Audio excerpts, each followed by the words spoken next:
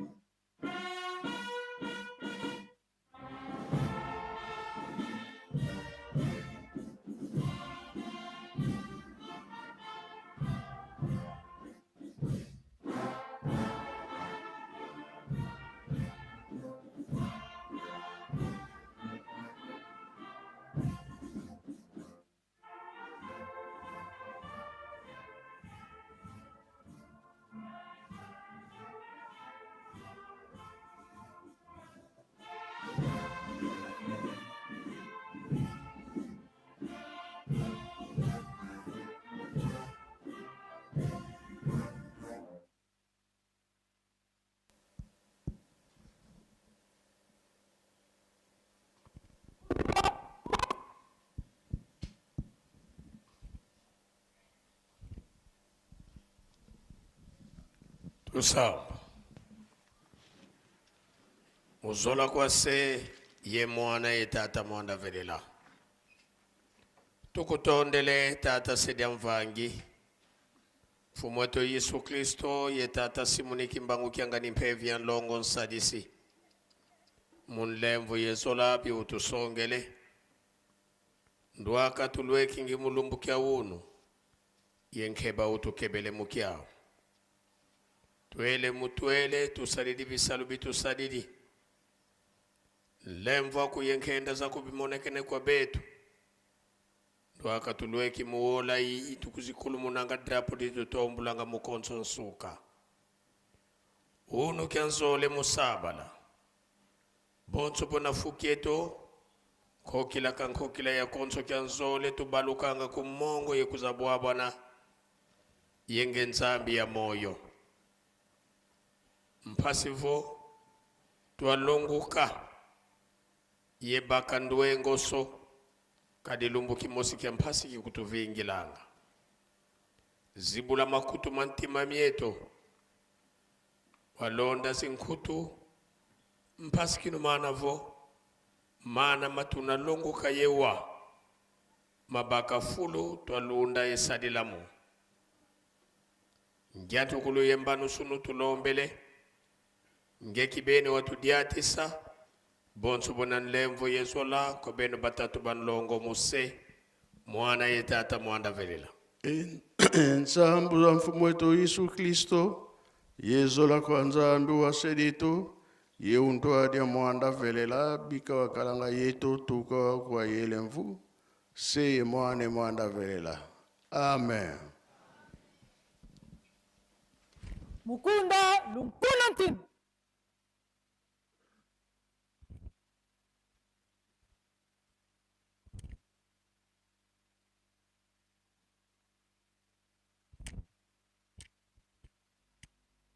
Lukulula Mok.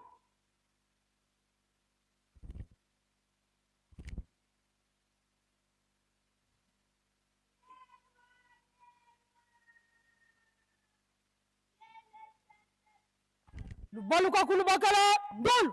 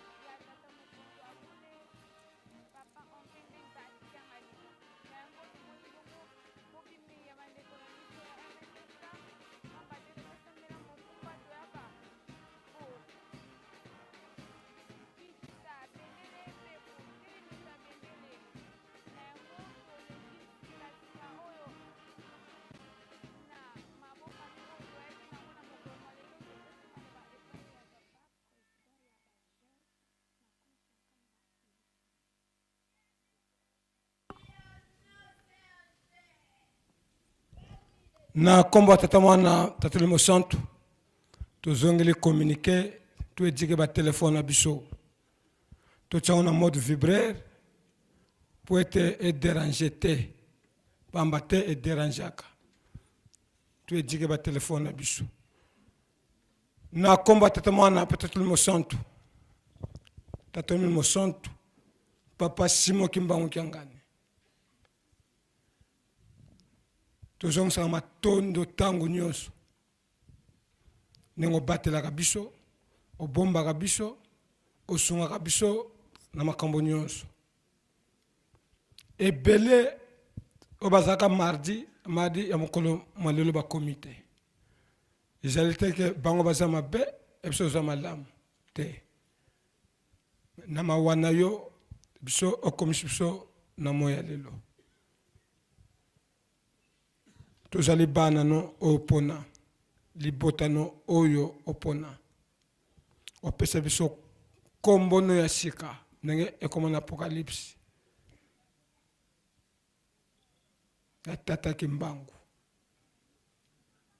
solo papa matezo kosopana osunga biso pamba te million be etomboki surtout na biso ba jeune na bana no awa eza susi ya bana te mano to sengi papa ndenge oyaka po obikisa biso kaka na mawana yo yango to sengi na komba tata mwana tata limo santo papa de la ville yaka aussi ça esiko itigali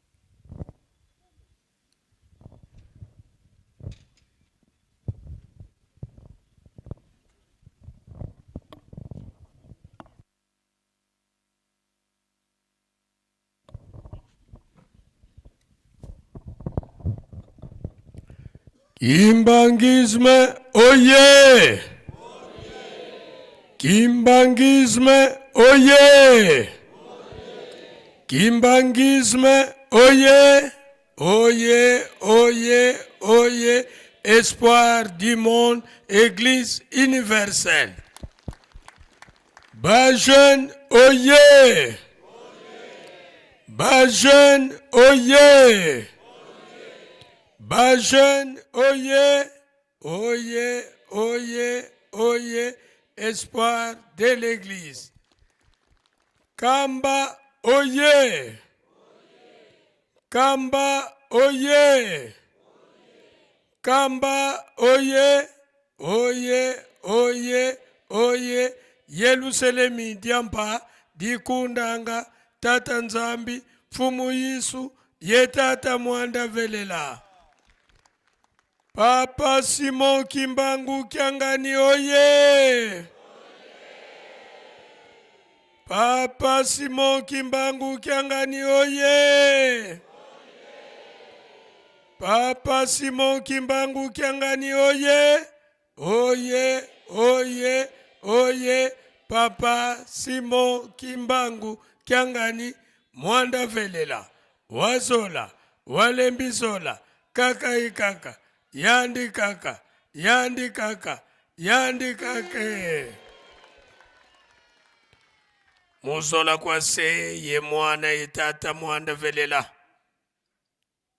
tulweki vandhangu itutelemesanga tata Nzambi diambu dia ngitukulu kadi munza sungula kwa betu tulongokele bwa buyingi puna tuzeivo Nzambi kakenako Nzambi kalendi monikako kansi tsilulu zozo zizilungana na mobetu tata Mwanda Velela kayisa munkhangala kakako bonso butuvovilanga dio mukonso nthangu wakulumuka yelu yalu lwandi lwa Zulu twena kinthwadi yesedieto tata mfumu wa Mbanza tata Nluengisi tata Nsongya Nzila sinzidi ditwa sisula mu Yerusalemi tu kamuna 1921 kasiswa na telumbu kya unu tata mfumu wa Mbanza wena yeto kinthwadi mukati kwa Yerusalemi kanoke nenituko yekakayoye lempeko yandi mbangi akimona meso mumaonso na mavyoka nga mu Yerusalemi esungula mana mavyoka mungonda tanu zina masemeto bayizivwanda mu Yerusalemi mukutukubikila mumvu wafunda dimosi kamavwa yelunana yevwa tulombele kwa tata mfumu Mbanza watutela mana beto bana tokovana kiambote faki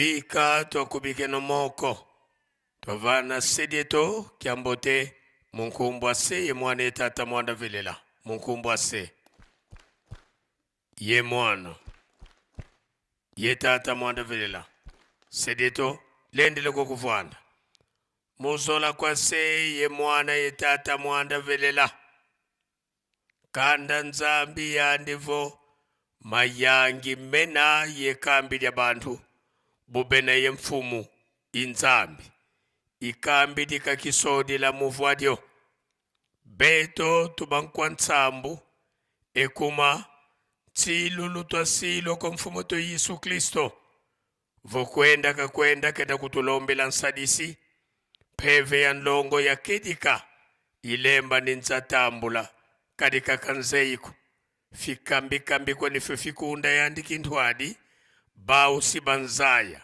bau sibanvisa bau sibankuikila bau sibantumamana tsilo luzizilungana na mubeto nkanda ndombe wavwezuka kubakongo bangu kumongo wa mbanza mbola nkamba dibikuluvo Yerusalemi diampa tata Simoni Kimbangu mwanda velela nzambi tuka kina kya kumie zole mungonda ya vwa mumvu wafunda limosi nkhamanane lunana yensambo lya wakulumuka yewena yeto kindwade mu Yerusalemi na telumbukia unu tata Simoni Kimbangu wena yeto kindwade kayoyeleko yekakanoke nepenituko yandi utukuti kisiva fulukiki pasi vokatulonga yekutuvana ndongi pasi twazaba kukitabidila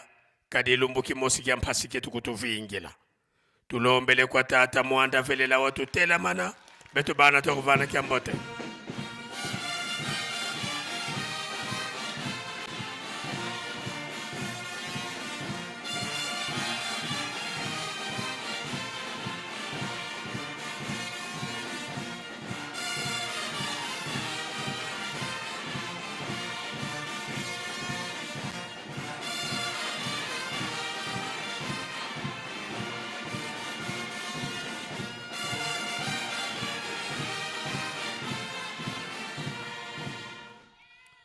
Pika twakubike no moko twavana tata nzambi kya mbote munkumbwa se ye mwane tata mwanda velela munkumbwa se ye mwana ye tata mwanda velela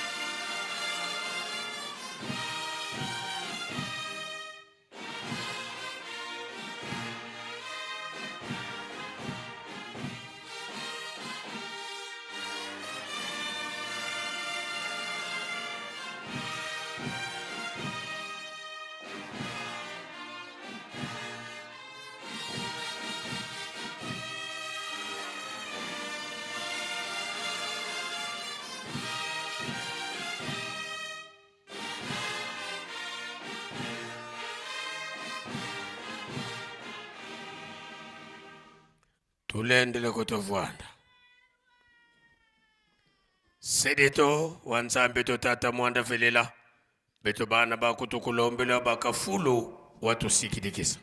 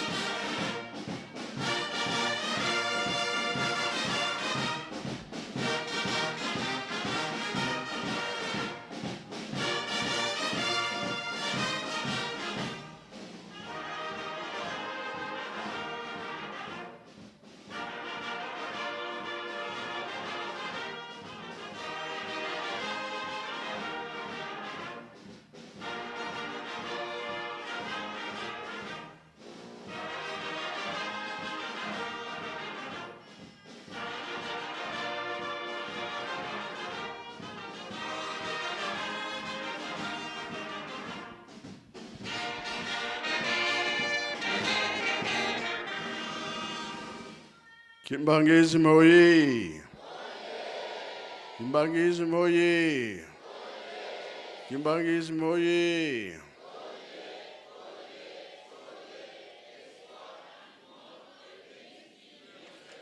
Kamba oye. Kamba oye. Kamba oye.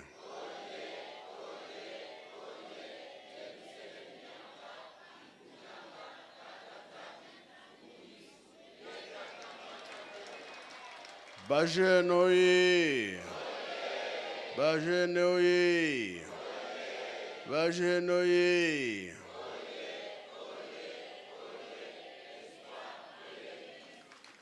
Eunwe.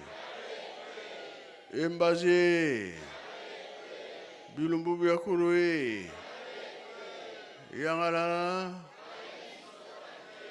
Esengo be esengo te. Kiese voka kiese kwe. Chai voka chai kwe. Na komba tata mwana pe tata muri monsanto. Dege tuza kotonga yelu selemi. Dege batata bazalaki. Yelu selemi zaki vide. Bato bazalaki te. Na 60. Indépendance tozu yango.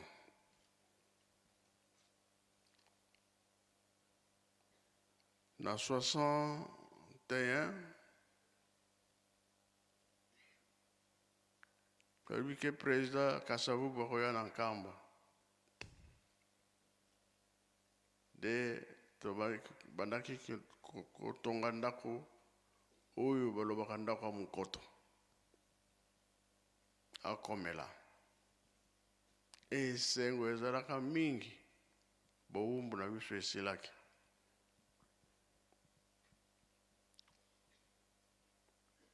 moto ayaka na 61 gouverneur tata Mwanda Vital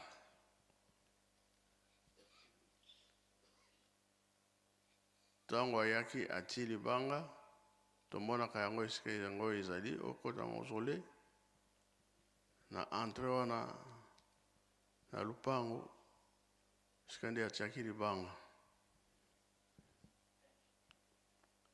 papa balobi bobanda nanu te papa Kimbangu alobaki abanda nanu te tozelaki te na 76 programme ya libanga badaki ya ndako ya Nzambe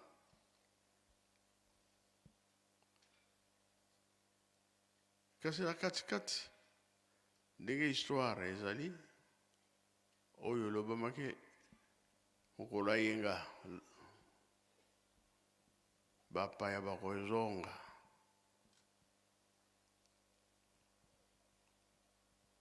c'est vrai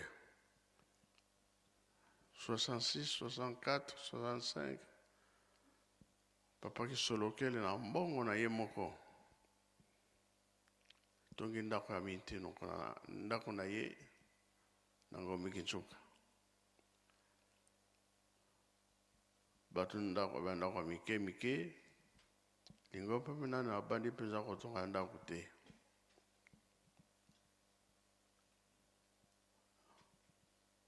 bapoya oyo bautaki na Haïti baprofesseur baza kolala na ndako na ye professeur ya France baza kolala na ndako na ye babelge mpe bayaka pesa bakuru te basali makasi na Nkendolo ndako misato ya minene batongaki na Nkendolo baza komela kuna ba haïtien ba pesa biso cours na Mbanza Ngungu na Matete na Mashakado baza kotangisa biso ba préfet bazalaki Professeur bazalaki esengo ke papa lobi bakozonga. Kasi oyo kozalaki likambo nzambe kosepela mingi bakoya ebele koyela na bango eza 200 baye kotala mosusu bazongi mosusu batikali baaméricain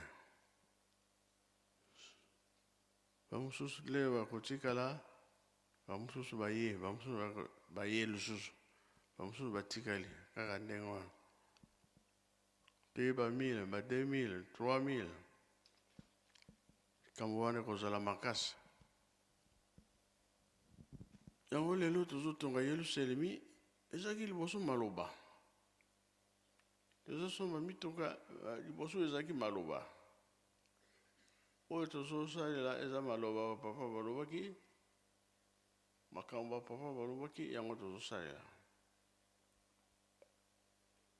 yango wana elakisi ke tolemba te mpona bongo nayebi ke biso nyonso toyebi ke makambo eza koya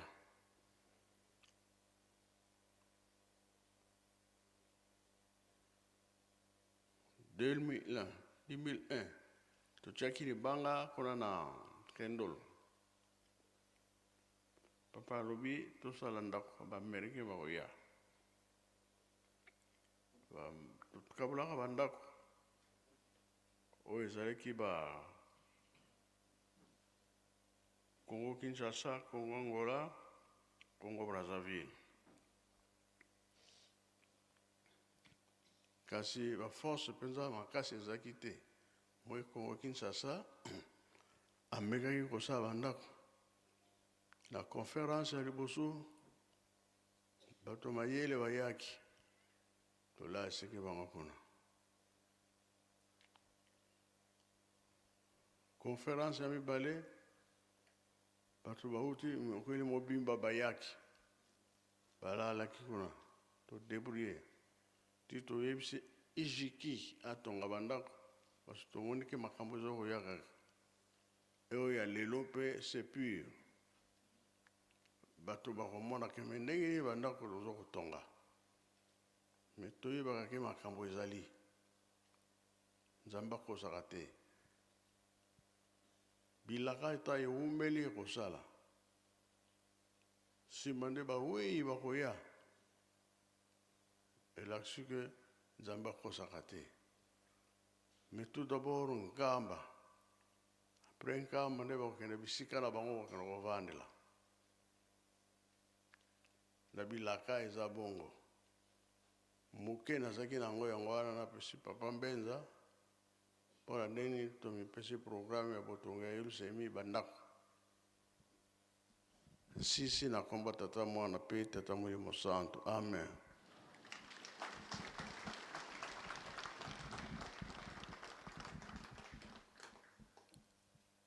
Merci papa ndenge opesi biso nzela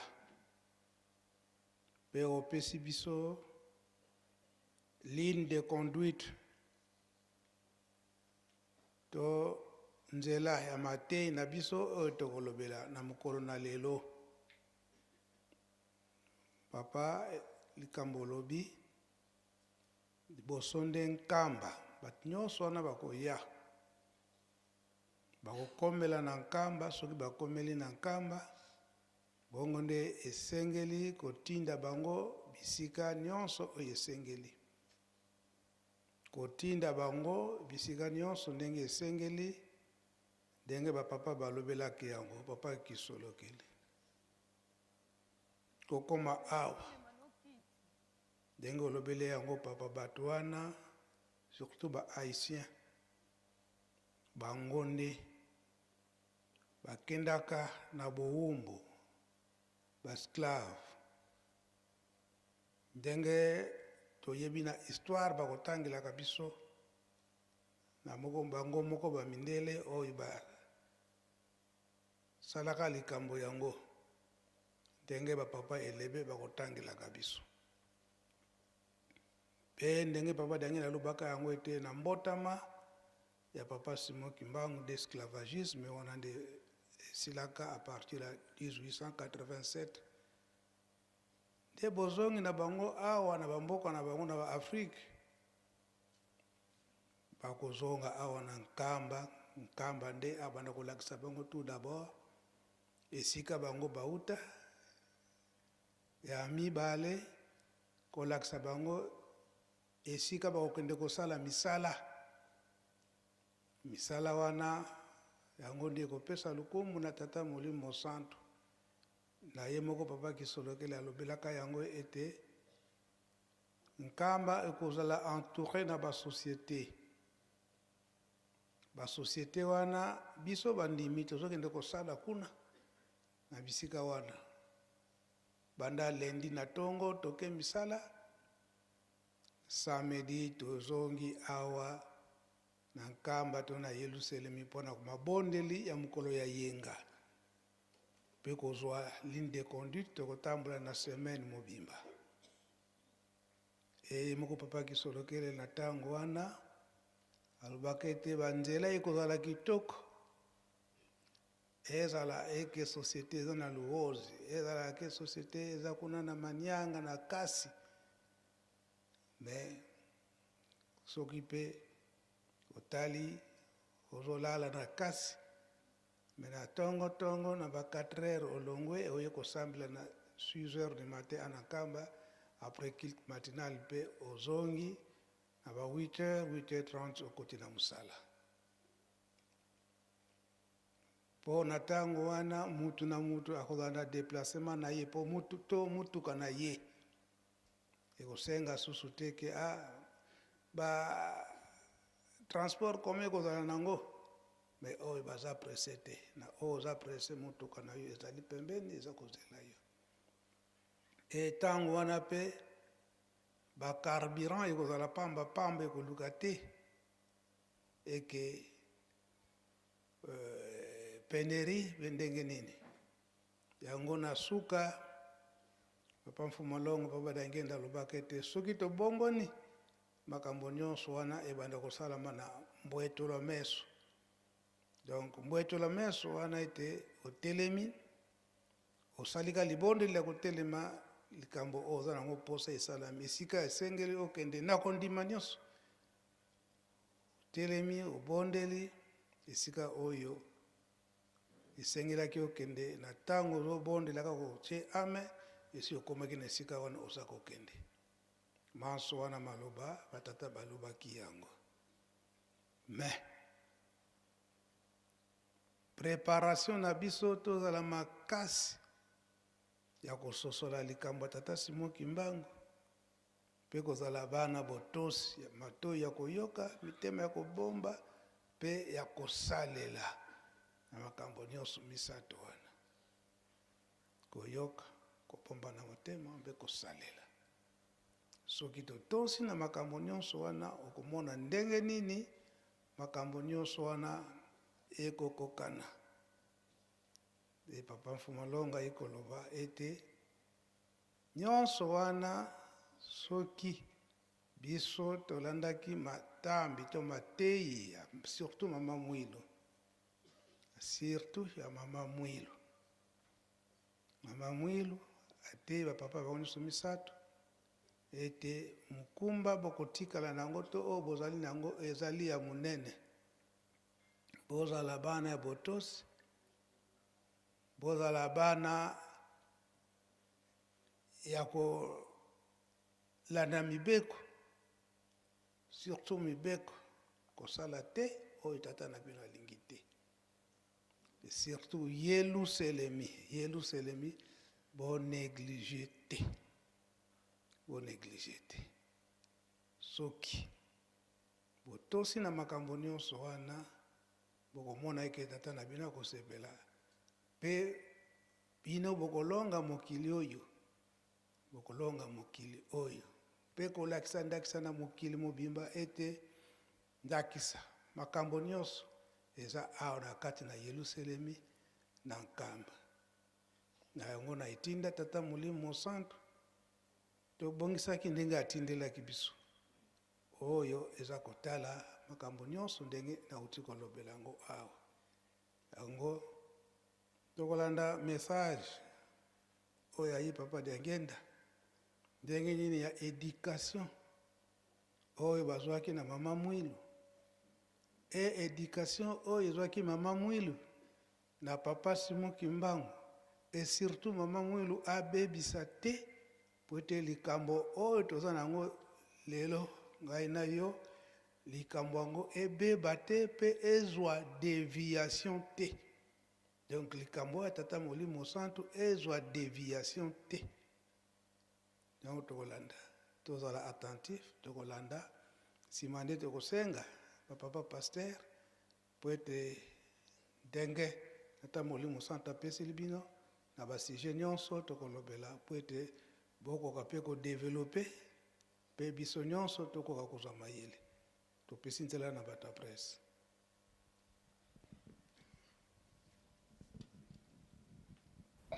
Il faut que na mambo siko lokela biso bana eloko abe soko to bandu kutungusa ye ale to bandu kulela to tala elambe pa kula tezalite mama pe ya mwache bulumbu eloko kula tezalite soko to bandu kulela abe tangwana mama tangwa mono bisu ndeto leli azale eloko pesa bisu te ya solo mama bandu kulela bisusu soko leli kulela na ye ezalaki makasi na tina nini tala soko yo papa kenda kina bisu nde ta mususu soko to kukana kufela bisu banso sika koda kasi ya tiki bisu alubi to kubima wate to zala sinzidi sauf ye mwana mokeba kukanga ye kasi kyangani nanga ito kutikala wa sinzidi tilo wana bisu ebe tangwa bandu ko selamante otala muke ye papa ye tangwa kutuna mambadi kama nimbo za kolela tangwa lo bakasi kilo tikili ngai na sala nini bana bakukana nanda kwa mutute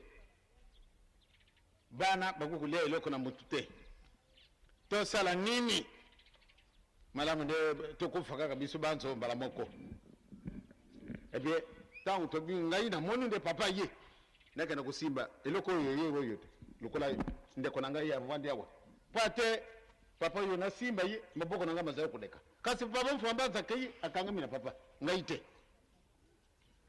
kabisa nano likambwana ngai na kuku simba papa te na simba ye boyo te ebe so ngana moni boyo ngai mwana muke malamu nde ngai na kuku simba ye papa mfamba za sia komini muke kasi papa lubite kusimba ngai te ye wana avandi wana me papa di kamunini na pesa mbote na ngai luboko na ngai za kuleka kaka pamba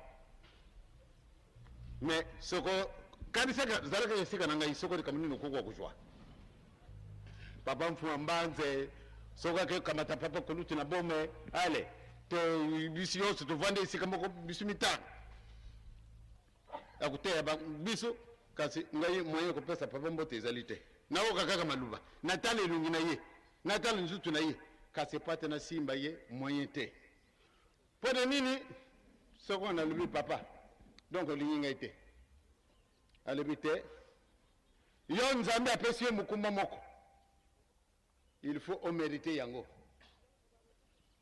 e bongo bango ne mukuma na bango na oya yo bokese ne bozali yo nde suka na likambo donc soko ko mériter yango te mwana na ngai okoko kusima ngai te soko alobaki na ngai oyo kusala te oyo kusala te oyo kusala te oyo kusala te oyo kusala te na mwana ke na mwana na ngai na koka kite kasi pwana nkanda wana ngana jwaki bona simba papa na ngai te sikatika walubi ete soko na kubumba yango mukolo musuni ngana kutala esika wana avana kana musuni na ye malamu ndaka na kukutala na musuni na ye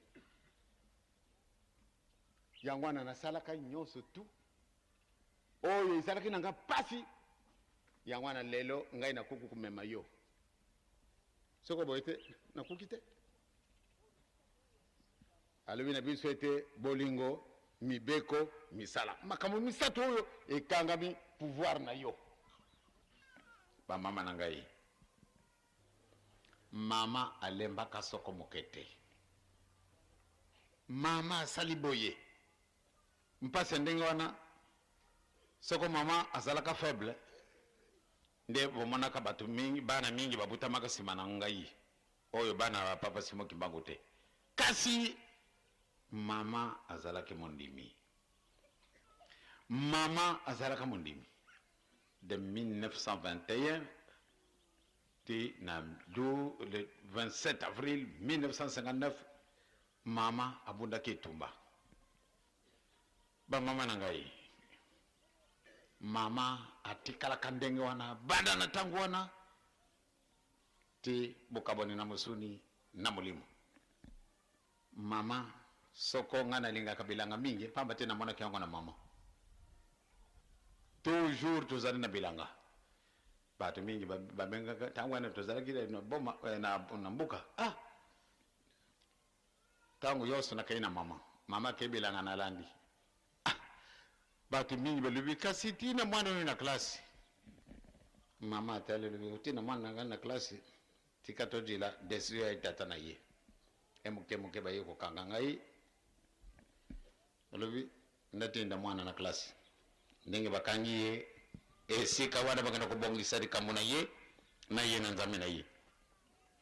Mama tikali azalaka kulia na ye. Azalaka kulata. Azalaka kulata nanda kuna ye muke wo ye nzame pesa kai.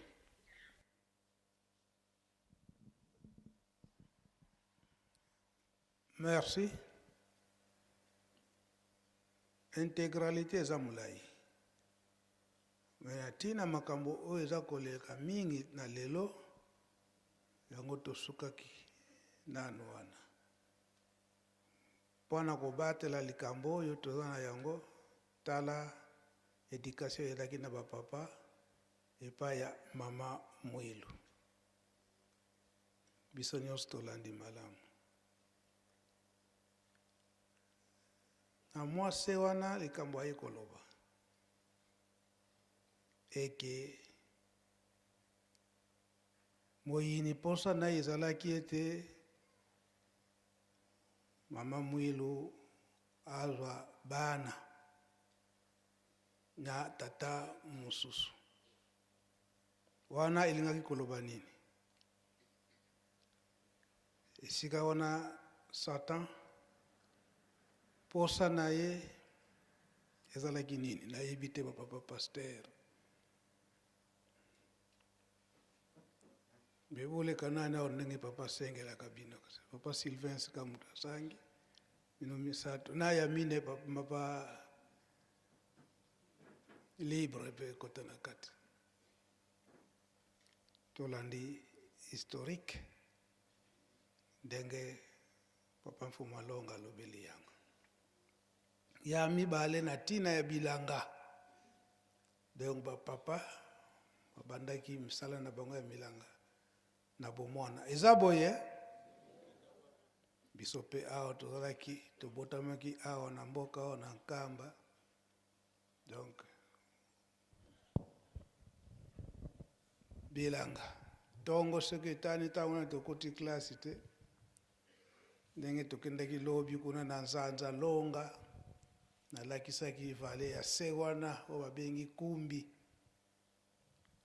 tongo soki etani nsima libondele tokenda biso kuna papa na mama bokobanda nanu kolongola mitambo ya bangolo na mai bozwi na bangolo ntango wana mpe ezalaka nango bebo mona sang bokangi yango na banasi bamfombanza systeme azalaka nango tono oyo akobombelaka mai batie mai batie bangolo ya bomoi kuna oyo akokufa botie kuna eliama oyo ya bomoi batie na tono wana bazobika kaka kuna ozotiela bango kaka bangenza kuna bashimbriki epai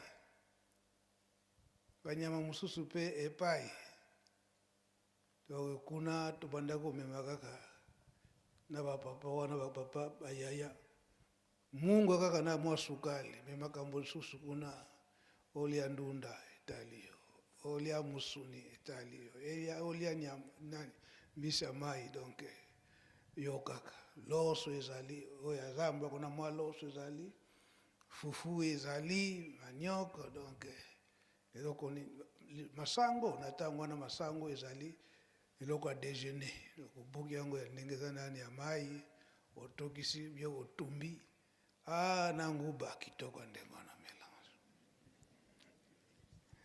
Vajeni oye. Mokili ezonga ndengo na.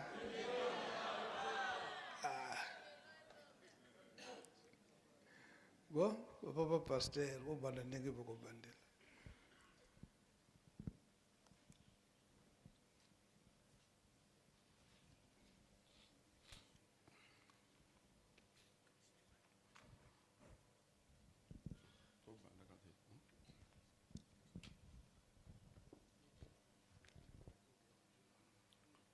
Na kombo ya tata ya mwana pe tata molimo santo. Merci nkolo na kopesa biso maloba na programme oyo tata molimo santo mokonzi ya lingomba mokonzi ya bula apesaki biso. Tokotanga mokanda ya batoli ya bakolo. Toli ya bakolo eli ko ba proverbe. Totangi na chapitre 1, tobandika na verset 1, tosuika na verset 7. Etangeli ezali boyi na komba tata mwana pe tata molimo santo. Tina ya mokanda oyo. Batoli ya Salomo, mwana ya David, mokonzi ya Israel. Batoli oyo esalisaka moto po azwa mayele mpe makanisi ya malamu. Aye batina ya maloba ya bakolo. Eteyaka moto po akoma moto ya solo. Ya bosembo mpe ya bizaleli ya malamu. Yango efongolaka mitu ya bato oyo bayebi makambo te. Mpe eteyaka bilenge ndenge ya kokanisa. Ezala bato ya mayele to bato oyo bayekola. Ebongi bayoka yango. Bafongola misu. Mpo baye batina ya batoli pe ya masapo oyo euta na bato ya mayele. Bongo bakoka kokomona ndenge basengeli kosala. Kotosa Yahweh ezali ebandeli ya kozwa mayele. Bobele bazoba bato baboyaka matei mpe maloba ya bato ya mayele. Na kombo na tata na mwana pe tata molimo santo. Na kombo na tata na mwana pe tata molimo santo touti kotanga mokanda ya proverbe to masese. Ezalaki encadrement ya bayuda mpo ete bana na bango esengeleki babima bakende bipai na bipai. Nzambe tata molimo santo apesi biso yango ye moko aza kointitule yango éducation de base. Éducation de base to matei oyo ya tozwaka na ebandeli. Donc dès l'enfance, dès bon moine, oyo tozwaka na kati na libota. Ndenge touti kolanda yango na message ya papa Mfumalong. Banda ko botama ya bon moine na ndenge akokola. Éducation de base ezali liboke ya makanisi, liboke ya boyebi, ya bizaleli, ya yambo oyo moto azwaka esika ye abotami esika azali kokola. Mpo ete bomoi na ye awa na se ekokozala malamu. Ndenge papa Mfumalonga uti koloba ete soki ezalaki baderutaki na programme wana nde akokaki kotambwisa biso te ndenge ezalaki kolmokolona ndenge pe tozali komona ngo lelo. Éducation de base ezali boyebi oyo moto esengeli azwa yango mpo alonga na bomoi na ye awa na se. Soki moto azwi éducation de base te akopengwa na ntebete tozali komona lelo ndenge mokili na biso ezali kotambola na lolenge pe tango tozalaki na ba 60 ndenge batata bauti koyebisa biso na ndenge tozali komona bilenge ya lelo bazali kotambola à toutes les niveaux, à toutes les conditions, à tous les niveaux. Parce que papa balobaki na biso moko mosusu masolo ete na tango bango bazali kokola mwana mwasi soki azwi zemi na mboka lopango na bango ekokoma fulu bato nyonso bakolokota matiti bazoya kobwaka bazokende zamba matiti ya pondu baye kobwaka wana mpona kolakisa ete esika wana eza esika mabe ndenge tozali komona yango lelo. Éducation de base batata babama ezali kaka kotanga mpe koyeba kotanga mpe kokoma te, mais ezali koyeba liboso moral, donc koyekola mobeko na Nzambe.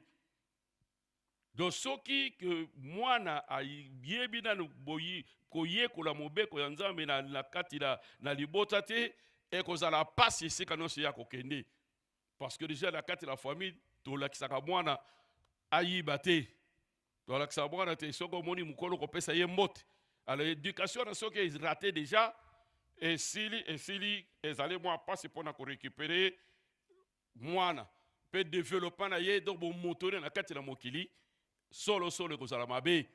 Ndenge topesa exemple awa ndenge tozali komona yango. Yango éducation de base esengeli mutu akangama na yango, donc ndenge tozali kozwa yango faut tokangama nango kino kufa na biso na mokili. Donc soki tokoki kosala te ke tosaleli yango lelo bon lobi totiki ekosunga biso te, mais esengeli tokende nango liboso, parce que éducation de base yango nde sagesse ya mutu bwania oyo kozala nango banda na kati na libota nde ozali kokola na yango. Mais soki que dérapage et salami, en tout cas, il y a mabe mingi. Tina ya éducation de base, ezali ko kolisa mutu, ko kotisa ye makambo ya kitoko oyo bango ba mikolo ba yebaki. Mpote ba kotisa ngo na mwana pote lobi yango ebota mboma. Ndenge balobaka biso kaka na mukado na chapitre 22 na verset 6 ete teya mwana moke makambo kitoko po tango akokola akozongisela yo yango, mais soki oteye mwana makambo mabe tango akokola ekosimba te.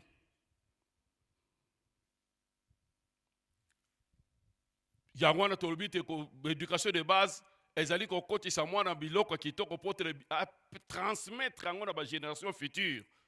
Yango tozo vivre lelo oyo mama mwila zwaki epa papa Simon Kimang, yango na yapesaki epa ya bamvoala oyo bamvoala bazwaki yango bapesi epa ya batata na biso, yango encadrement tozali komona lelo éducation de base. Soki na mama mwila zalaki nango te oyo abebisaki oyo azwaki epa papa Simon Kimang na kolikia formation ya lingomba oyo eligeza na déviation lutte bitumbelige kozala na banda ntangwana ndenge toza ko vivre ngo lelo batata ba mama. Likeseni ezali katina éducation na enseignement. Enseignement ezali instruction mayele oyo tokende koyekola na classe. Yango tobegi enseignement.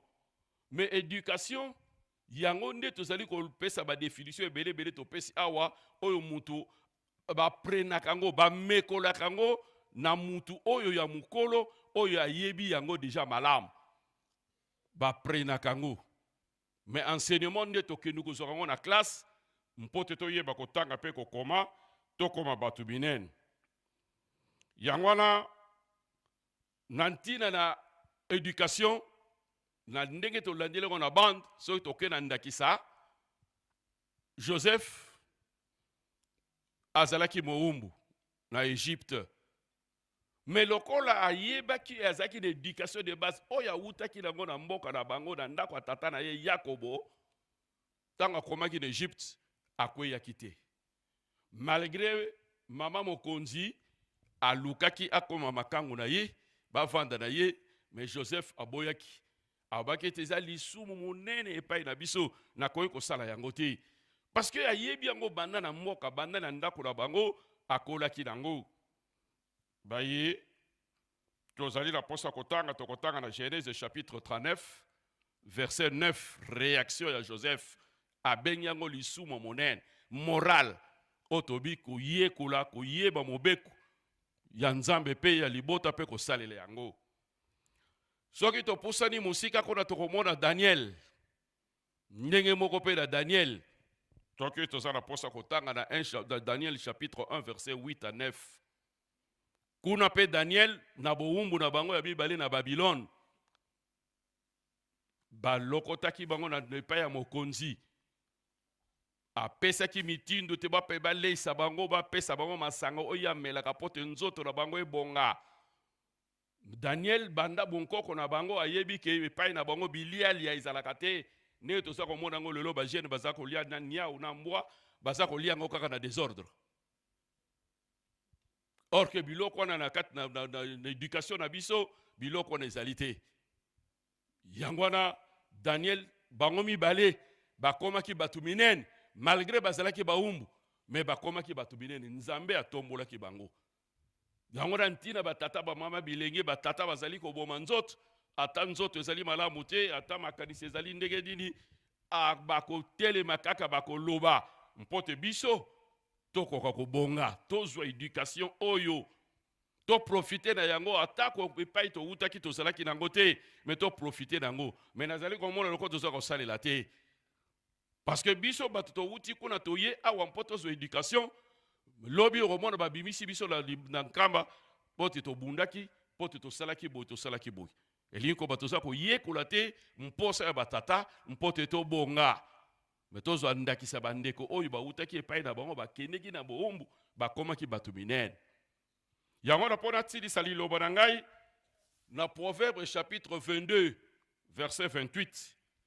Proverbe 22 28 balobi na biso bokeba ete bolongola ndele oyo bakoko batikaki te. Ne déplacez pas les bornes anciennes qu'ont laissé les ancêtres. Likamona bazali kote ya biso dini to bongola héritage bakoko batikelaki biso te parce que lelo lokola to tangi classe to komi na mayel to bandi ko saboter héritage na biso origine na biso nzoka nde soki tozali na bokoko te to kokende te to kokoma batu minene te ata to komi batu minene na classe na mayel mais saleli na biso evandeli na biso na isika ekokosana malamu te. Yango na ba biloko nyonso babongisaki nte matei onoso ba mama mwila pesaki batata baza kopesa biso lelo ezali pote biso bato tokomi na ekeke oyo toyeba kosalela yango tosimba yango ndenge apôtre Paul ateyaki yango na bakorinto ya liboso na chapitre 10 na verset 11 alobi nyonso esalamaki mpe ekomamaki pote biso bato tokomi na ekeke oyo tozwila yango mayele. Alors soki toza kozwa mayele te kozala biso pasi tobebisaka bokoko te. So to soko bebisa éducation de base, to soko bebisa orientation, makunzi oyo batiaki pote bo moto biso ezala, to makunzi oyo etiamaki pote lingomba oyo ezala, to be ko pengwisa ngote, to komi mayele mingi, to bandi ko sala bisala sala, to zali ko tonga, sans kozela ordre ya ba oyo bazwaki éducation ya lingomba oyo ndenge nini yango ko tambola, yango ezo ko pesa biso pasi. Esengana biso kaka na sagesse.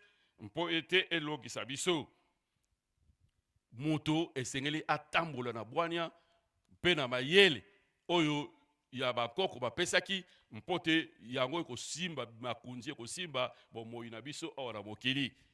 Nkolo tata Molimo Santu na telebi nano wana mpo te tozali bato ebele opesa baninga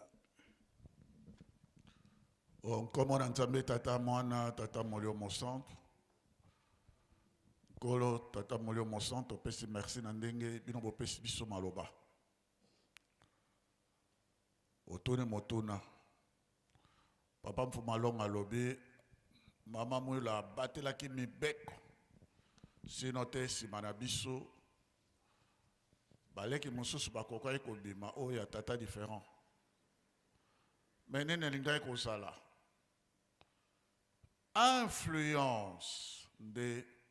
influence ya éducation mosusu ya attachement ya makamu mosusu wana mbele lingaki kokotsa mobulu bitumba na kati na ligoba surtout na tango bango bazalaki influence extérieure éducation mosusu euti tokamata exemple tozongeli exemple na kati ya Bible. Salomon tango ya botami azalaki encadrement na ye ayekolaki c'est vrai ayekolaki po bazalaki ezala Théodore ezala Joseph ezala ye Salomon bayekolaki. Mais Salomon azalaki na encadrement ya éducation oyo ndenge mama mwila lakisi na papa na prophète Nathan pe le prêtre Sadok. Bango assuraki encadrement spirituel moral ya Salomon. Et tango Salomon na mayelo oyo ye ayekolaki na bandeko na ye bazalaki surtout bango misato Théodore Joseph na Salomon bayekolaki base wana ya instruction de base bango bazwaki yango wana pe azalaki bien structuré au point que Salomon à l'âge de 15 ans pour couronnement ya Salomon c'était à l'âge de 15 ans akomaki ne roi. Mais sagesse oyo ezalaki na ye na ndenge ya kolaki parce que tata na ye pe azalaki ko encadrer.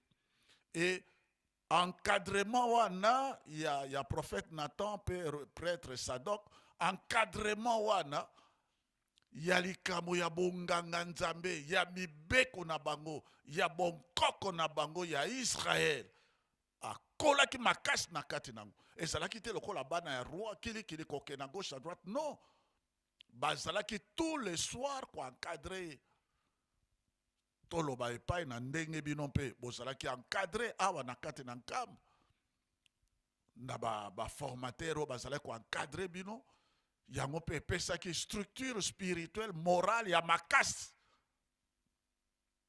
Et le roi Salomon abandaki ne malamu nde nalingi nazonga na kamataka exemple kaka ya influence tango Salomon Nzambe apesi ye motuna napesa yo nini abipesa nga sagesse ya kotambolisa libota oyo Nzambe asepelaki mingi abi Salomon avait été bien formé.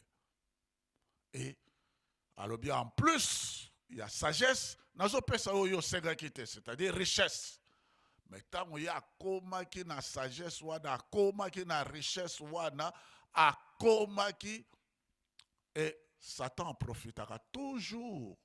Na tango moto akomi na ngenge, akomi na boyebi, akomi na mbongo, akomi kobala balate. Salomon a eu 7 femmes, 7 épouses légitimes, 700.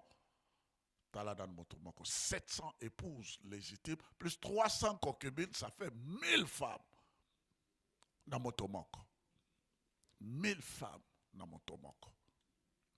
Et il y avait là mwasi moko awutaki mwana ya Pharaon, mosusu ya Moabite, ba mosusu ba Edomite, ba mosusu Manonite et tout, ba ennemi nyonso bango nyonso tu wana basi na ye. Et influence yango toyokaki na epai na bande to influence ya basi wana ya makambo wana bayaki et corrompre morale ya Salomon et corrompre et quand ici virus d'éducation de base ya zwaki et yangwana finalement passe yaki na suka passe yaki na kati na suka yangwana likambo wana ezali très important na ndenge bino bozali ko rappeler biso makambo wana Nzambe soko totali yango pe na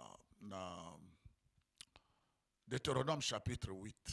Batata ba mama tolanda oyo ba formation ba papa baza ko pesa biso surtout ba jeune. Nzambe soki amoni bilaka ekobi pene asalaki révision ya makasi na bana na Israël.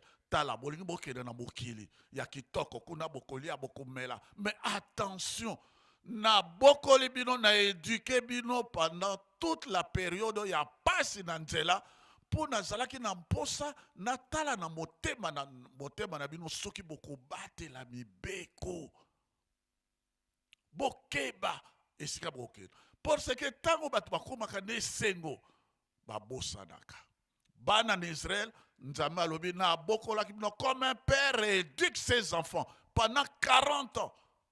Maman Mouilou, c'est vrai, na ba papa, bazalaki na période moko ya passe, mais a pesi bango éducation de base, ya formation, ya morale, ya intégrité, ya honnêteté, ya savoir vivre, ya solidarité, koyeba ko se prendre en charge bino moko ba valeur wana nyonso tu apeselaki bango yango wana nde ekomisaki bango lingomba tokomi nango na mokolo mwa lelo.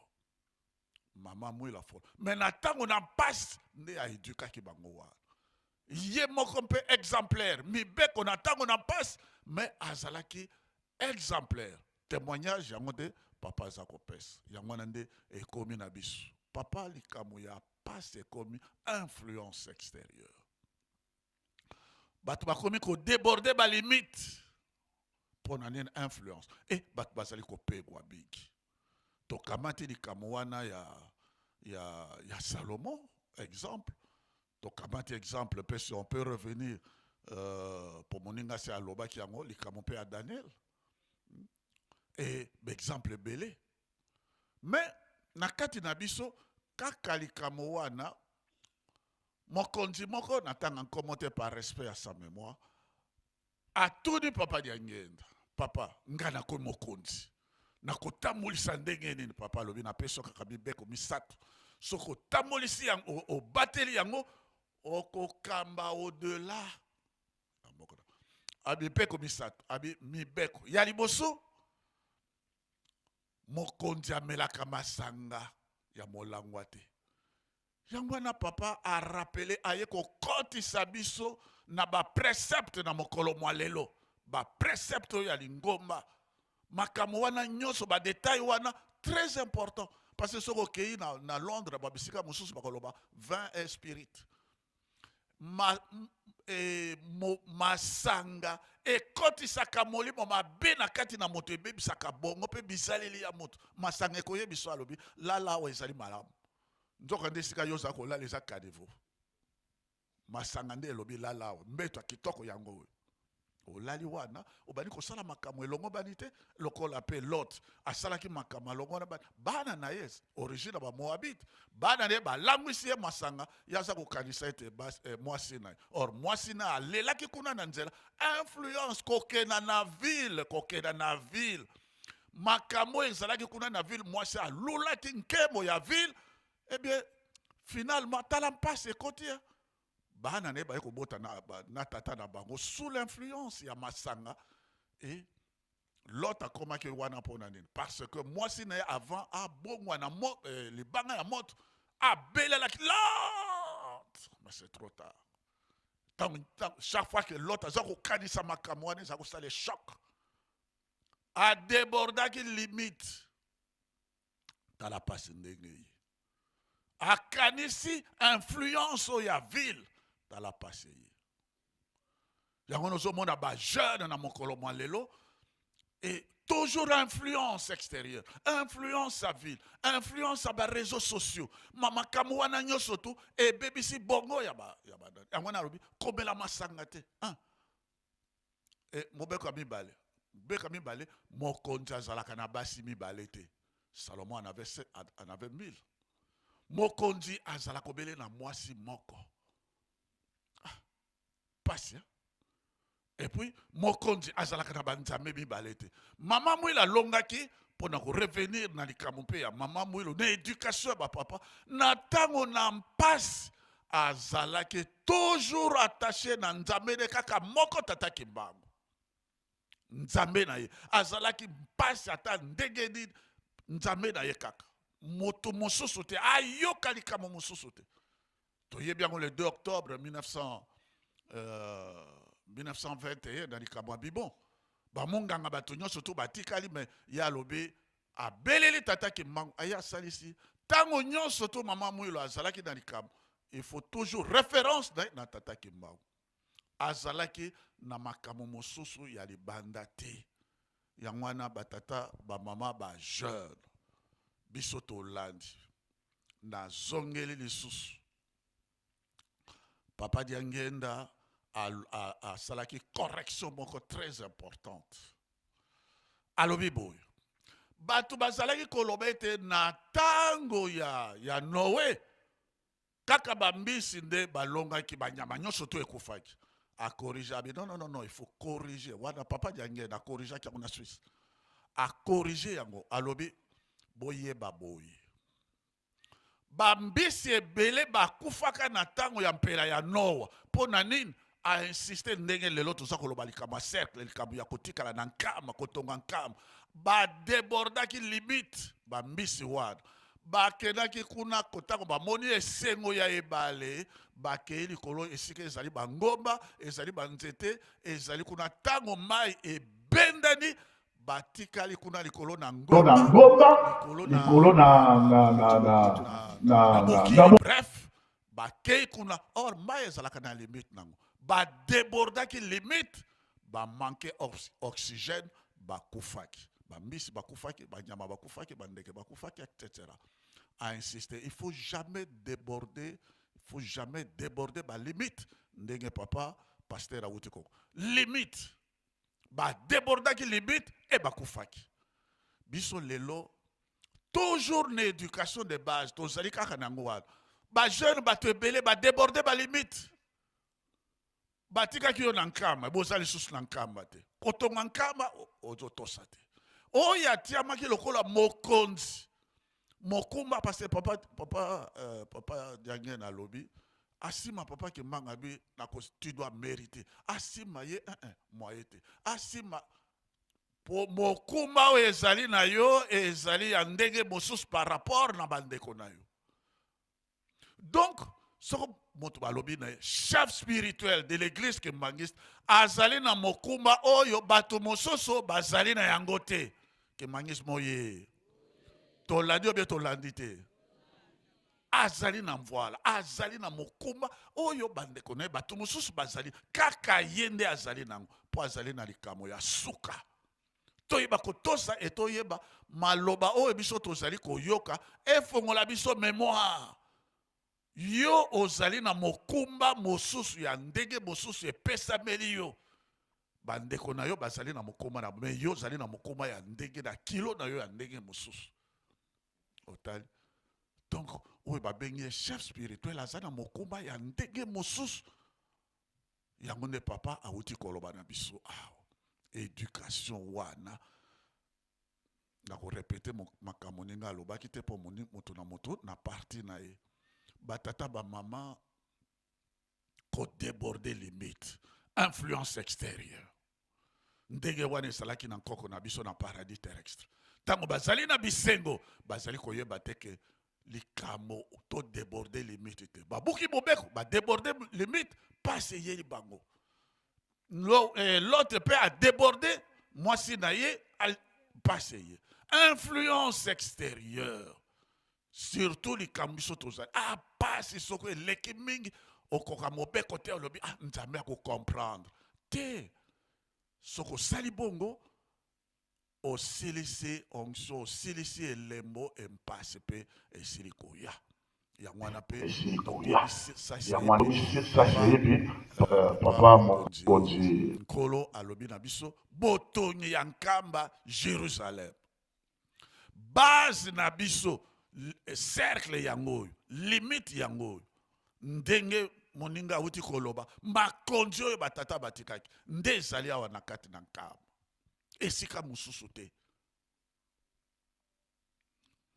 Bapesi biso totonga bandako kuna tozalaki kuna lobi. Ndako wana ndenge papa lobi na ndenge pe na message biso tolandi ezali na kati na bilaka. Ma ebiso toyokaki yango na pe biso tozali koloba tozali kosala témoignage po tozala na nyongo te. Papa Awuti koloba na biso awa tolandi yango papa mokonzi abole papa Simon Kimbangu kiangani. Bapaya oyo bazali koya ye alobi yango ngana za koloba yango parce que ye mokonzi asili kobimisa yango yango na pe biso tozali kolanda témoignage o biso toyokaka ezali na bato mosusu bazali na kati na mokili bato minene kasi bato wana bazalaka na bango mindele te wana maloba papa Diangel atanga pe nkoma mondele moko monsieur Thierry Michel belge, grand journaliste. Alors, il y a motowana, azalakane mondele te, azalakane motomwindo. Na kolongole lamba na kojongi se motomwindo. Donc, bato nyoso bakena na bombo, ezali bombo kaka bato, bazali na posote nenge biso tomoni ba haïtien. Ezali na bamindele na bato mingi ya minene, bato wana, bakoma na bango baomo mais bazali na bodwi bazali na lokumu bazali na bokomi na nkembo na bango esika bango bazali papa alobaki bato wana nyonso bato wana nyonso ntango bakokoya na elaka ntango bango bakokoma bango nyonso to bakokoma na nkamba Jérusalem. Tokuna pe pasteur mosusu awa na nkamba asala testament akufa na États-Unis baya kokunda ye awa ye moko alobaki fo bozongisaka na origine na nga nkamba Yerusalem cimetière na ezali awa na nkamba awa bato wana ntango bakoya wa na nkamba nde akodispatche bango yo tala outaki esika boye yo tango outaki esika boye yo outaki esika boye bato wana bakoya me bakoya d'abord na nkamba po bayeba identité na bango esika bango bautaki bakenaki baomo bazongi bomo ya nzoto bakozonga bomo mpe ya molimo oyo bachangeaka bakoya kozonga direction na bango na nkamba Yerusalem wana papa diangena ngai te moto azalaki koloba makambo wana e soko mpe papa lobi na bawei bakoya bamakambo wana nyonso tobandi kopusa na moke na kati na Bible ezali na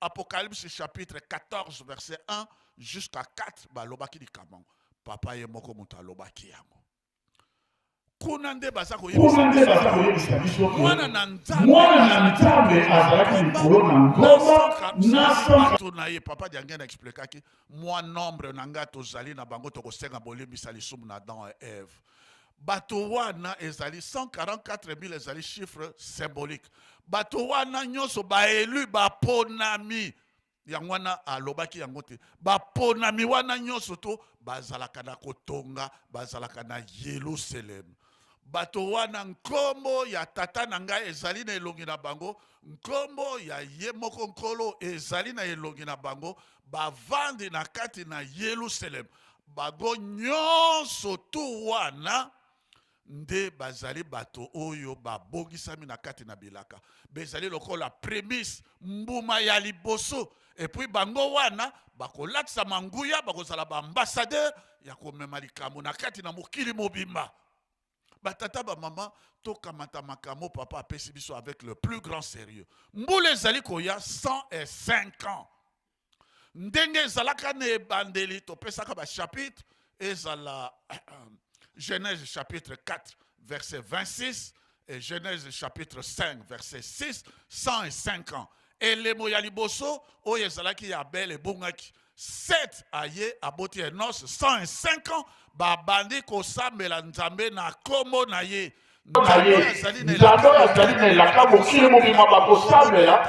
Simon Kimbangu ye kaka papa diangenda ye kaka papa Simon Kimbangu kianga mokili mobimba bakoya koluka ye yango wana bandako wana ezali kotongama mbangu ezali na kati na bilaka misala nyonso ezali kosalama na lingomba ezali na kati na bilaka donc esika nyonso yo ozali na ndenge bapesaki barepartition na ndenge nyonso esika nyonso yo ozali mobilisation ya biso bakimbangiste fo ezala tout azimut yango wana tozali kopesa bachapitre tobandi kokundola makambo ezalaki mabombami po ete moto nyonso to ayebake bilaka oyo ngai soko nazali moponami ezali moponami ifo nasalela yango mais soko ozali no moponami te yango nomoni bacholi bakomi ebele kofinga kotuka mpo na nini bilaka oyo ekota mobulu influence extérieure bana oyo ya ndenge na ndenge bamakambo ya ndenge na ndenge yango na ba influence wana yango wana makambo mingi ezali kokota mobulu me oyo azali moponami azali elemo na kati ya baoyo balobi ya 144 000 baponami Yerusalem ata na mpasi me akotonga yango mpo na nini ezali bilaka na nkombo na tata mwana tata molio mosantu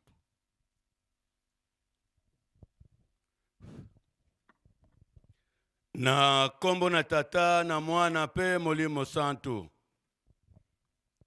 biso banso tozali batémoin tolandi tata nzambe ndenge apesi biso briefing ya makambo maza kotala biso ndenge tovandi awa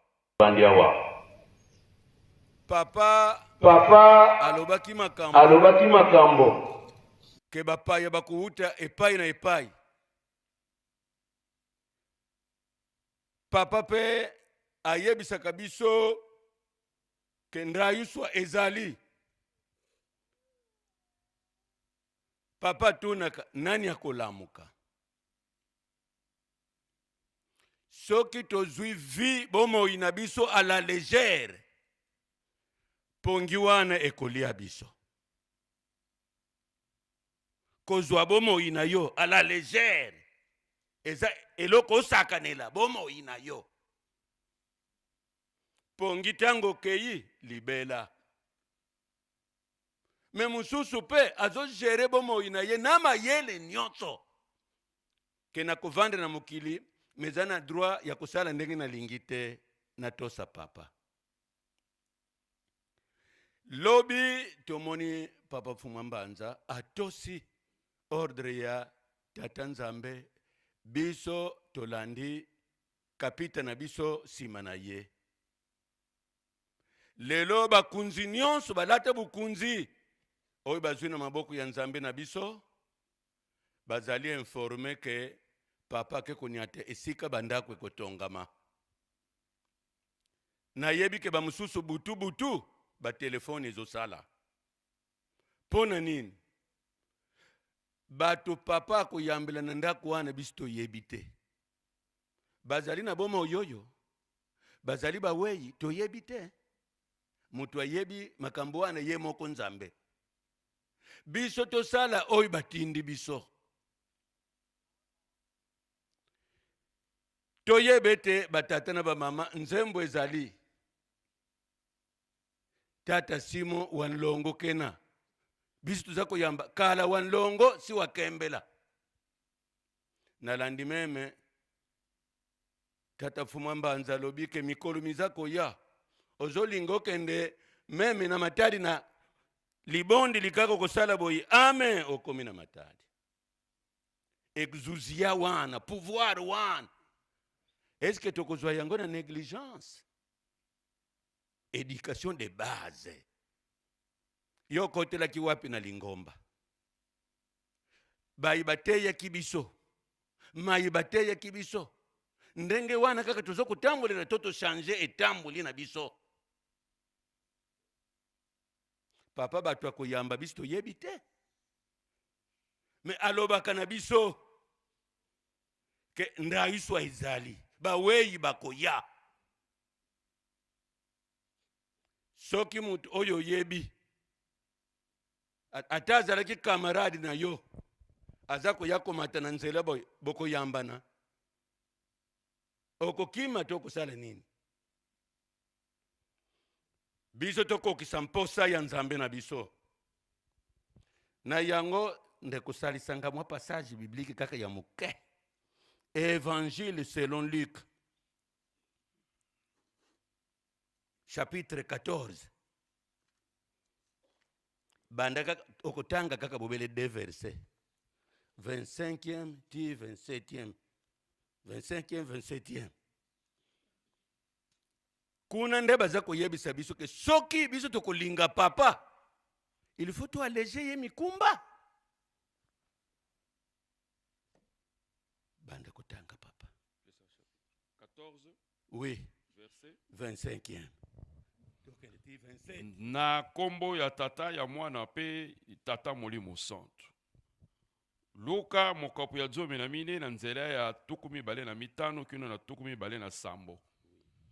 Mpona kokoma maoyekoli na Yesu. Bato mingi bazalaki kolanda Yesu.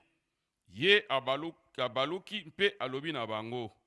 Moto oyo alingi koya epai na ngai akoki kozala moyekoli na ngai te soki azali kolinga liboso tata na ye te, mama na ye te, mwasi na ye te, bana na ye te.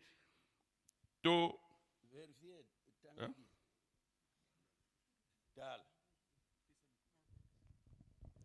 ba version yango omoni kubungisa valeur intrinsèque ya texte. Bazako yebisa biso ke ebele na bato mokonzi Yesu azosala tourner na ye. Tala foule ezolanda ye na sima. Akomi na liboso atelemi abaluki atala nombre ya koleka banso oyo baza bayekoli na ngai badisiple na ngai bacroyant na ngai mutu mpo azala croyant na nga première condition olinga ngai koleka tata na yo abota yo.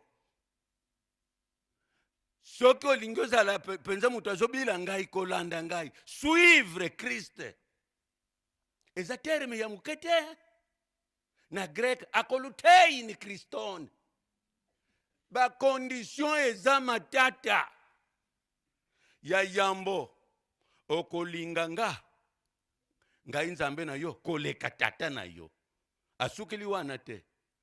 Olinga mpe ngai koleka mama na yo nabakisa tino meme mwasi na yo okolinga ye lokola ngai te ngai nde nalinga makoleka mwasi na yo tina bana na yo apres na yo moko pe omiboya nde olinganga enfin kuna na suka kende kozwa mukumba na yo ekuluzi nde okomema. Papa ba version ezali mawa. Donc maintenant ndenge tovandi boye soki tolingi tolanda bapapa ndenge bavandi wana pasi ezali parce que bizaleli ya bango banzambe na biso bimona na kati na biso yozo yebisa soko sakani ozozwa coup de tête biso tozapene na bapapa te banzambe bangoyo.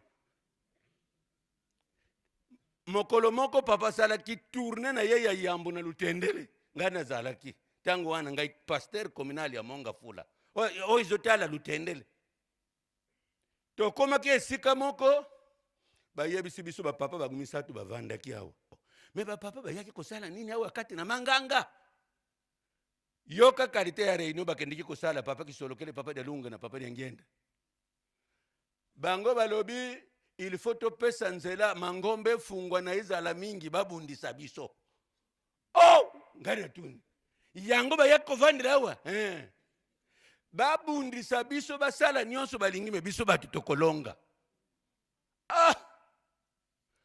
toza koya kotala lisusu balupango ya Lingomba na papa Simon alobi mabele na ngai bateki bon nayebi ndenge nakozwila yango ngai nalobi papa nini okosala habongo na ndaiso bango bakoseko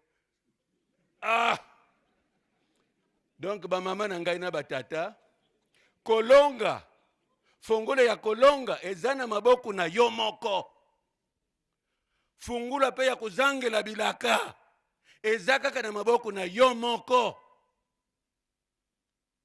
Donc soki tolingi papa me tokotungisia na makambo ebele te makambo mususu tango kotala biso boye papa Ndungi fumu wa mienzambi ami esika wana yango nkolo Yesu alobi ete na nzembo. Oui papa. Papa Simuki Mbangu tangini nafu ya mfumo wame ovo zolele kundandanga. Merci papa, merci papa. Fumu Yesu mbakasebwe papa fumu Yesu sikasebwe mumoko maziuka pesi udia byamboti byene muchi. Donc ndenge tovandi boyi mayima zako zela biso ndaiso izali ba Amerika wana tuzoka ba Amerika ba mususu bakufa ti bakutokuyamba bango tolandaki kameme makambo nyonso papa ndenga lekili na mayele. Alors bambuta na biso ba chef de mouvement bosunga bandako papa za koluka po ba mususu bakufila Amerika bakoya awa bazui orientation que yo okokende dans tel coin de l'Afrique, tel coin, il y a quel continent. Mais bakukoma na nwa wana kambao. Na yango na mukuse mama mwilu talendenga longelaki. Yango mutuna batuna kibisu. Soki mama mwilu abota kabana ya libanda. Mbele bitumba oto mona tozoko mona ya 26 eza muke. nazoloba solo. Bon, et puis ngai moko nalandaki tango bambute ya presse bando batiaki wana papa diangendre batunaki pona temple na bana bautaki na yena ngilima. Mais pona nini eloko kitoko boyibini boya kotiango awa papa lobi we temple etongamaki en mémoire il y a 37 000 familles bazalaki voué en relégation. Bon, maintenant to komi komona bayebi kikulu ya lingomba te bake kotonga bitongela nini eza kozanga éducation de base bayanke bazwi lingomba. Donc bamama batata tobongama bango banzambe bazomema biso esika makambo malamu ezali. Mais tokeba parce que parfois na triage ezali wana. Soki batu mususu bakoya koteya yo bakuta yo ke yo pe mwa mayele ezali. Yo kozala zoba bateya kaka bongo. Okopona oyo kosala te. Na kombo na tata na mwana Molimo Santo.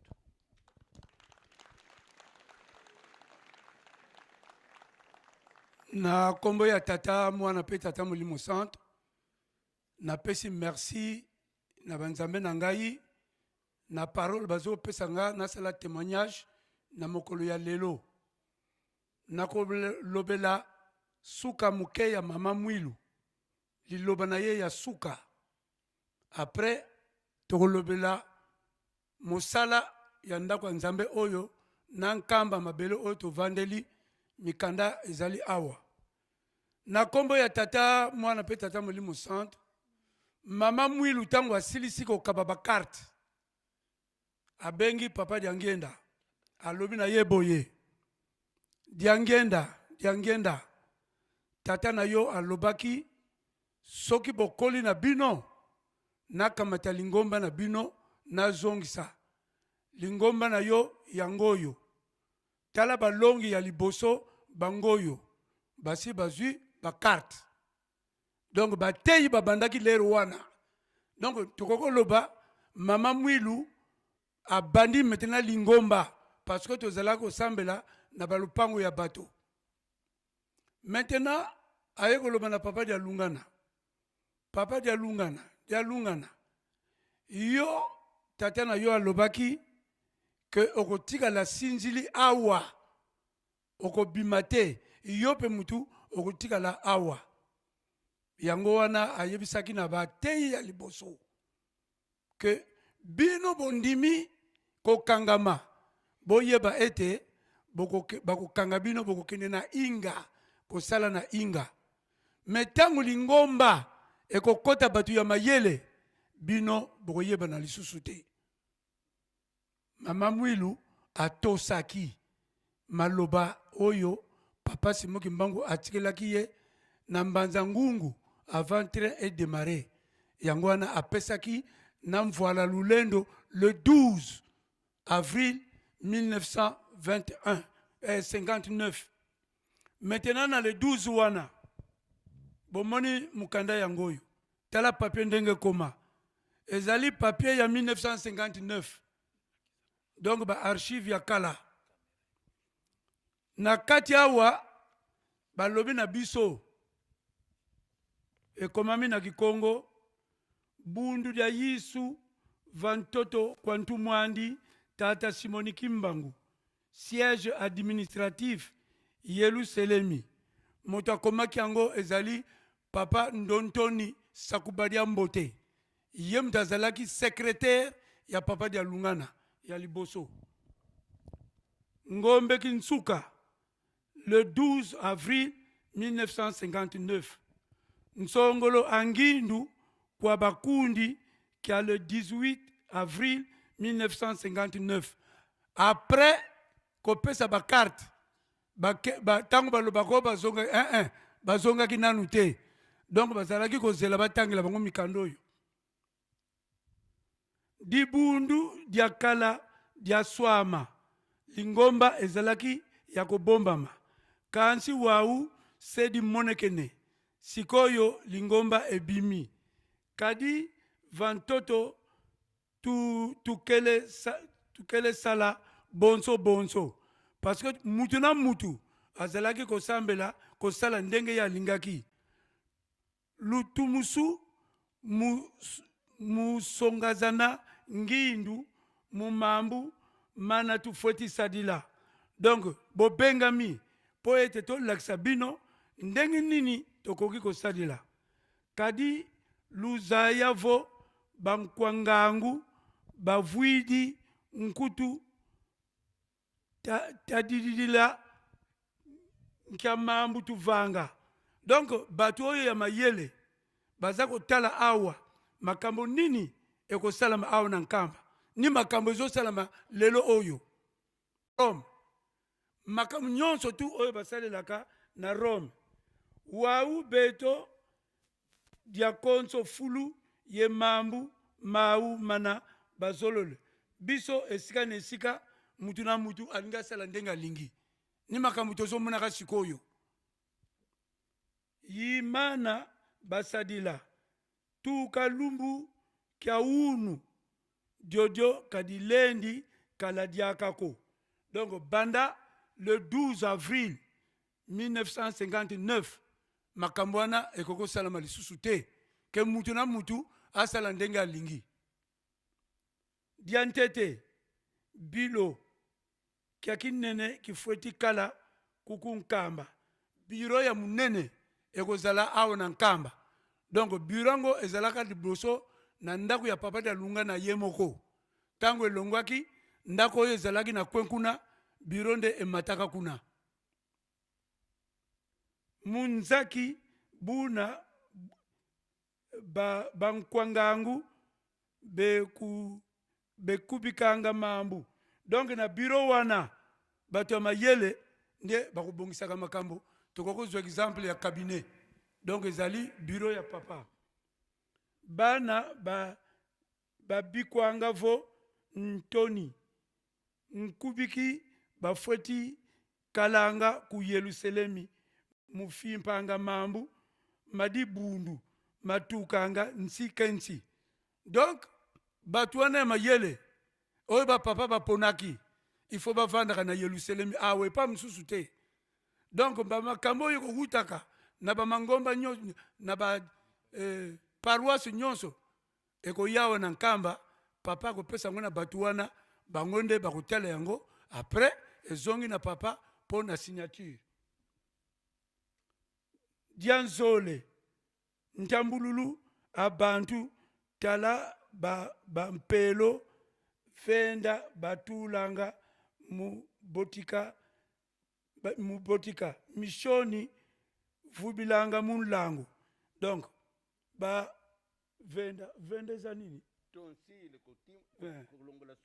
donc epai ya bandeko na biso bakatholike balongolaka suki awa na mutu bon epai ya bandeko na biso baprotestant nde bango batiaka na mai mpe tufweti batulanga mu botika mishoni vubila munlango umoni bango donc na mai batemi na bango beto tufwete kala ye ntambululu abantu mudi bundu yimoshi kaka kadi muna kutu kansi diambu ntete divangama difweti teka tuka ku capitale ya Leopoldville na tango ya kala ezalaki direction ezalaki na munkoto pamba te mokonzi ya lingomba ezalaki papa diangenda kuntima yemta ezalaki yangwana batu nyonso tu mikanda yangwana ezalaki kokende na munkoto mais na tango toyaki koko proche pour asala l'accident il y a le 29 juillet ayaki koloba tango ekoki po tokende kotelemisa bokonzi ya nzambe na Yerusalemi na nkamba yango wana basombelaki ye voiture oyo asalaki accident na le 29 juillet wana peza histoire mususu zevo mpe mukinzambi Yerusalemi di fweti yikwanga yi capitale donc na bunzambe pe Jérusalem nkamba donc ezali capitale ya makambo kadi Yerusalemi Nazareth sevo yiyi yingindu yikulusongele munazola kadi nsasa lukutakanu musonga mambu donc yangwana oyo ezali ba idée na pesi bino nani mono weno dialunga na kiangani Salomo ya mibale ezali mukanda bakomaki yango na le 18 avril mais batangaki yango na le 24 donc na kati awa na kozwa kaka parti oyo ya munene kadi muna konso di bundu bena yefuluki au kina bakubikilanga mambu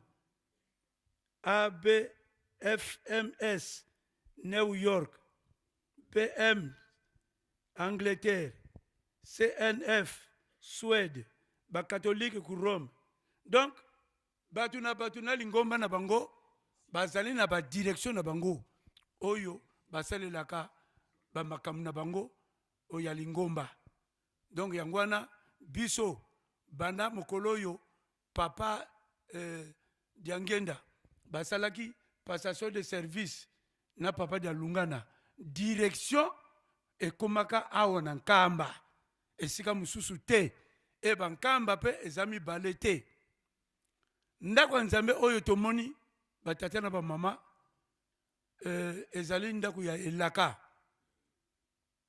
tangu tovandi awa biso nyonso tu toza na elembo ndenge moko te na 1956 ndako oyo emonanaka ti donc eza kotambola na likolo na Leopoldville na lerwana donc emonanaka eza ndako ndako oyo papa Dangenda alobaki ekoki kotongama lisusu epai mususu te kaka na nkamba e soki botali bien bafoto oyo naza nango bokomona mausolée ezalaki direction moko na mabele mais sikasika oyo mausolée eza likolo ndako ya nzambe eza likolo sokoke kotelema esika ya ntene wana bokomona mutu alali donc tosi totongaki moto wana donc ndako ya nzambe epai mususu kokosalama te papa alobi batiaki libanga ntango ezokota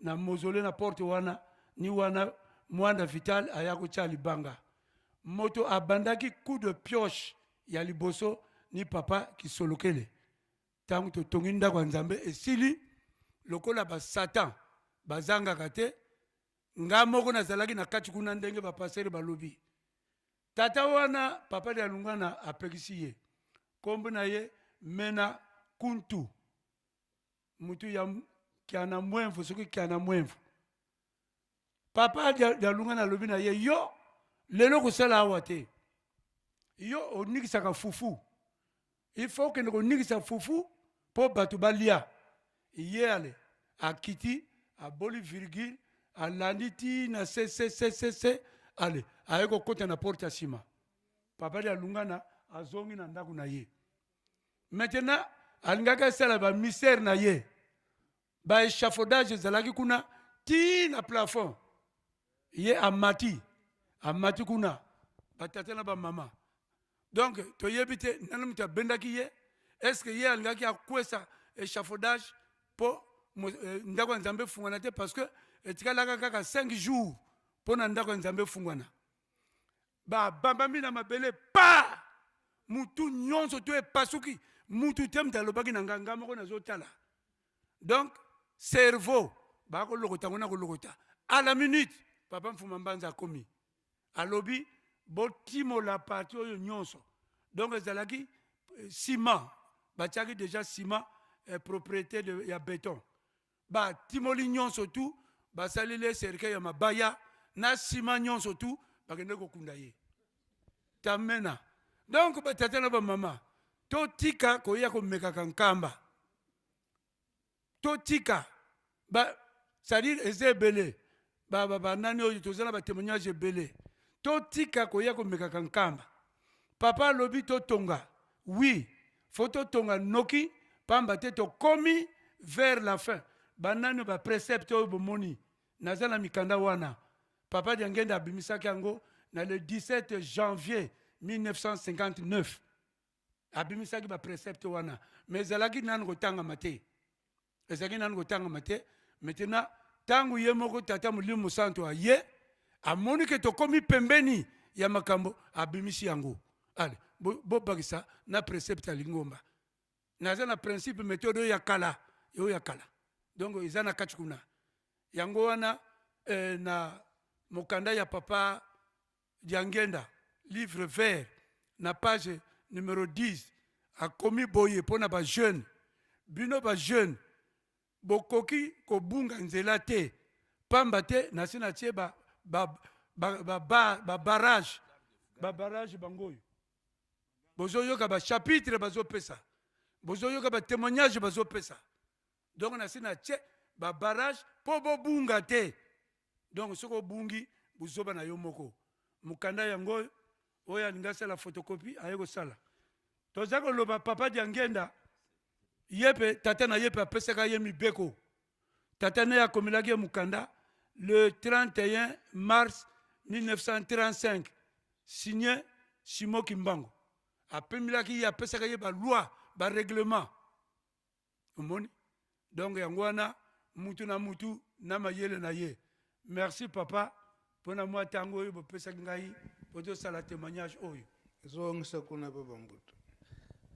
Merci papa bakisali lo baboko pour entrer dans misala lo misala lokola bamuto bafongoli yango ndenge tomonaki yango lobi na mboka na nzanza longo. Batata ba maman tozali awa na Malachi na chapitre 3 verset 10 à 12. Nzambe azali kosenga mabonza dîme. Na yebite biso no tovandi awa soki topesaka dîme. Soki tozali balamuso tozali moko to mibale. Pomande bozwi na biso ezali buke.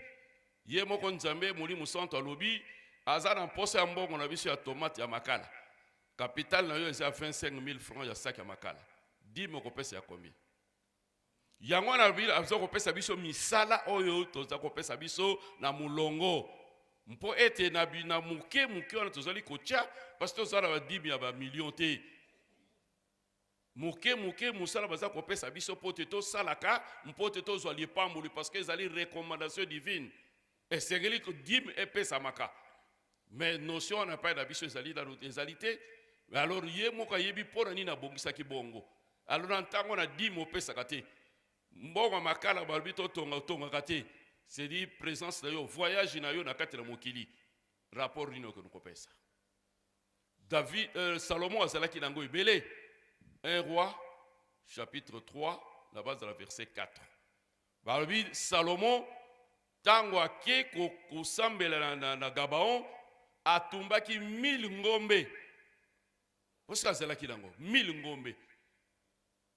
Na butu wana Nzambe abimeli ye abisenga iloko nyonso ndenge tata pasteur uti koteya. Batata vraiment Nzambe akosepela kabiki biso lokwa bateyaki bukolo na tongo na Romains chapitre 12 verset 1 et sekeli to me pesa mbeka biso to mi pesa mbeka ezala la tango ngonga ezala ba moyen ezala ya nyons mpo ete lingomba to musala ya Nzambe ekende liboso lingomba etongama occasion yango epesa beli biso to longo la négligence. Jérémie chapitre 10 verset 48 maudit celui qui fait l'œuvre de Dieu avec négligence.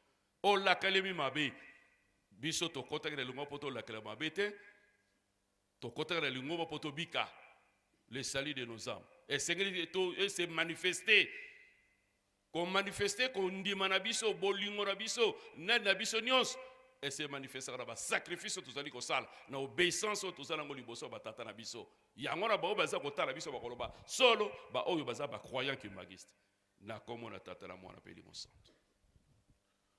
Merci Nkolo na kobakisa esika oyo bandako wana eza kotongama centre d'accueil ultra moderne ya église kimbangiste esika wana komona yango longa ezala na dictionnaire Laman longa ezali kolakisa assiette longa. Donc le mot longa ezali na 3 verbes. Ezali d'abord na verbe accueillir, nourrir et servir et aussi enseigner. Voilà. 3 verbes one. Ezali lokola Congo, ezouta na Conga avec 3 significations. Tranquilliser, pacifier et dorloter. Longa nde sika oyo mabota bakonzi bato binene bazali koya. Donc koyamba, accueillir et puis nourrir, c'est-à-dire koleisa bango.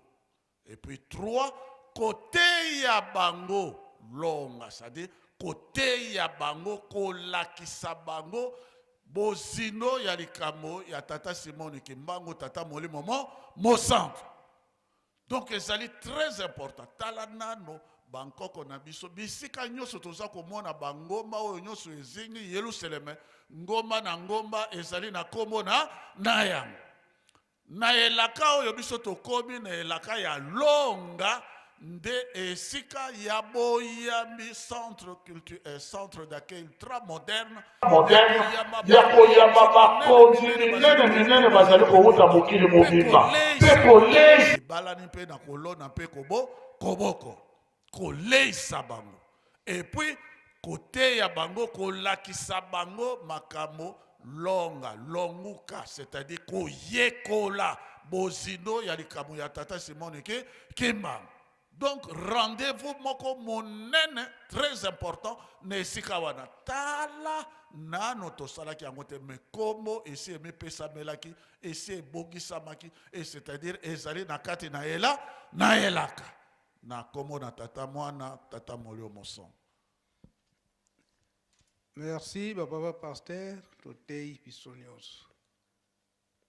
Tokosukisa na message moko ya Papa Mfumalongo. Sima ya message wana soki bokozala na commentaire to pesi biso. Maye oyo kotika la message na biso toujours tokokena na éducation na enseignement. Tokokena na semaine prochaine. Kolanda ba programme ndenge ezali pe ngonga ndenge ezali kokende. Siko message oyo tokotia ezali na ntina ya Papa Mfumalongo batuna ki mutuna na bana classe bazo koyekola mayele soki misala nyonso bango ba papa baza kosala et surtout na ye papa diangenda soki misala nyonso ya Yerusalemi soki eza ya bilaka soki ezali ya bilaka tolanda.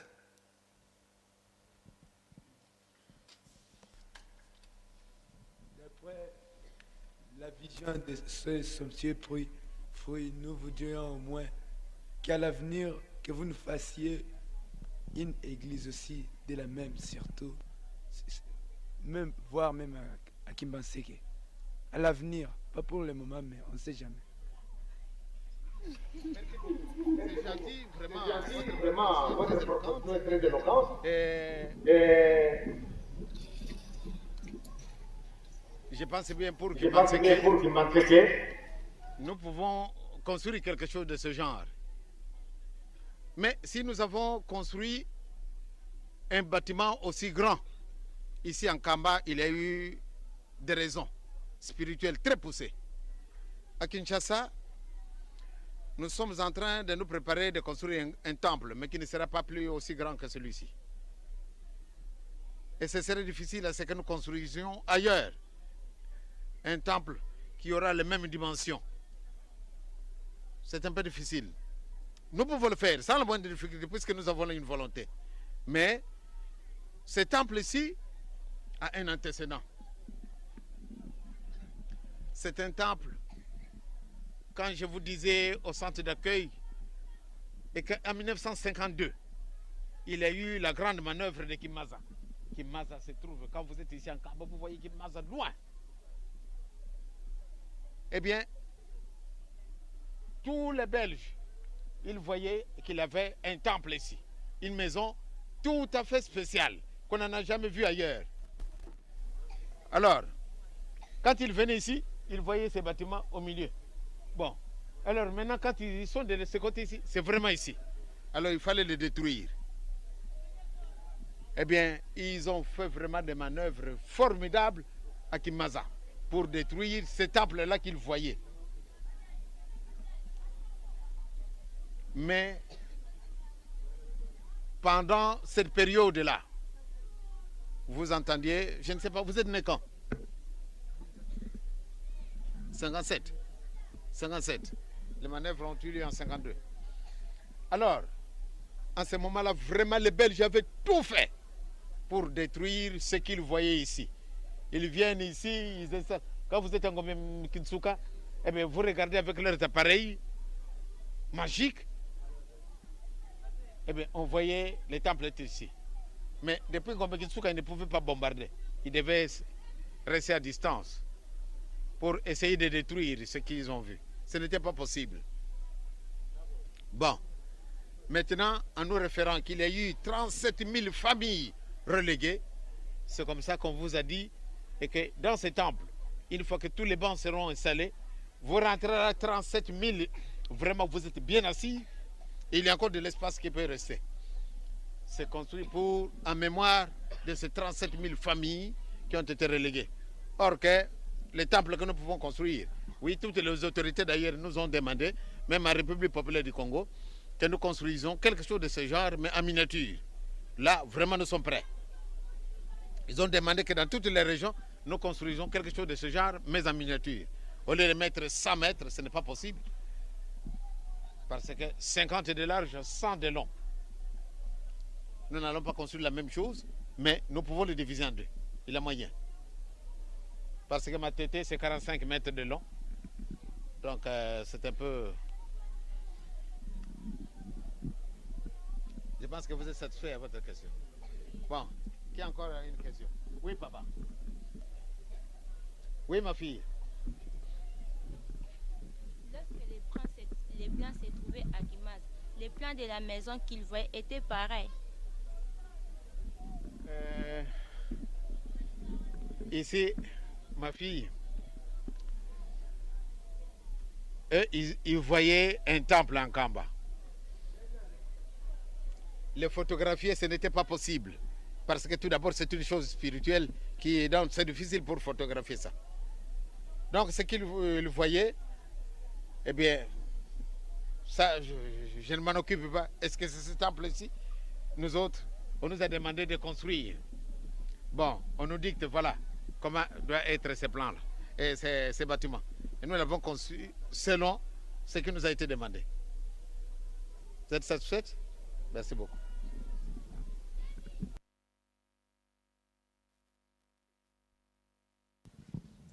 Pona lelo bambesaja papa Mfumalongo ndo yangwana.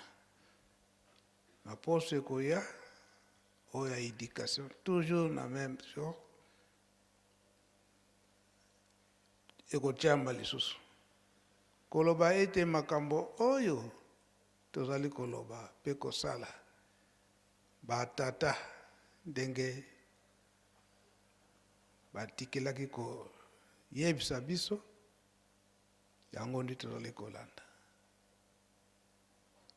Na ngai moko ndenge eza kosalama na mokolo na lelo to mikolo nyonso oyo batata bayebisaka ngai bango nyonso misato likambo boye ntango ekoyela boye bokolobela boye likambo boye ntango ekoyela boye ebola boye ngai quelque part ndenge papa Mfumalongo abandaki kolobela yango te alobeli yango ebalaki kosala nga susi makasi na ndenge nini kasi kasi tango tokokola tango na koloba eske bandeko bakoyokela ngai ebandaki kosalanga motema pasi mingi.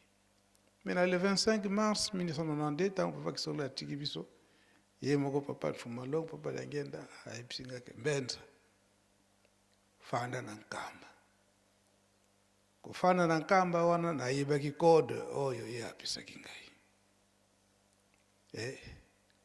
Natali na miso ya bandeko na nga nyonso bo tondimaki kasi likambo nini eye kosala masima tango nzota papa Kisolokele ezongi libela na Yerusalemi tango papa Mfumalongo papa Dangenda ye moko aye kotika biso ngamu nazalaka awa na papa Mfumambanza. Avant le 8 juillet 1992 fête ezalaki ya mama Kinzembo na boma ale 2 juillet papa ayebisi ngai papa Mfumambanza papa Delunga na ayebisi ngai ke nga nakokende na boma te yo moto kokende na bambuta ya Kinshasa papa Mpako na bambuta ya Nkamba papa Paumba na bambuta mosusu bino nde bokokende kasi teke boza kokende soki omizongeli te eke papa Mfumalongo papa Dangenda aye awa natikili fongola ya mozole yango ebongo pesa ye nga mutu naza kokende kambo wana na comprendre yango te bon nandimi kaka atuninga papa Simo aza wapi donc papa Simo Kimbangu yangana papa ye aza na Brazzaville aza kuna na Kunzulu ye pe bongo bengisa ye ngam nazokokende bongo bengisa ye bobo naki kasi bozongi na yo na boma ko traîner mingi te au plus tard le 5 juillet ozala awa bon nandimi makambo nyonso wana nakei tikino tozongaka le 5 juillet awa na Nkamba pe le 8 juillet tango likambo ekwei na bunzoto tanto yebisaki ye nanu te me la molimo esi ya miyebelaki deja na 16h na 17h auti soirée na le 8 juillet wana 1992 avant kutu akende soirée na 16h wana ayebisinga Mbenza sango nini oyoki na Kinshasa esika papa Joseph akendeki ngaye papa toza en communication te banda tongo pona nini batterie ezali te banda tongo ti kino 16h oyo foni esali te pona kozanga batterie ngaye papa toza na batterie me mutuka eza wana eza na batterie te papa mutuka wana chauffeur alobi ete foni ezobomaka batterie na ye basimba te mutuka ya nani ay papa eza ya yo papa bongo foni eza ya nani papa eza ya yo kele kolongola alendaka tula chauffeur azalaka te ale to fongoli kapoto longoli batterie tokei tokenda foni kofongola kata zofongola kona na ba 16h10 wana banda tongo toza koluka bino pona kwa annonce bino te papa Mfumalongo papa Dangenda banda kuna na Suisse azali susu te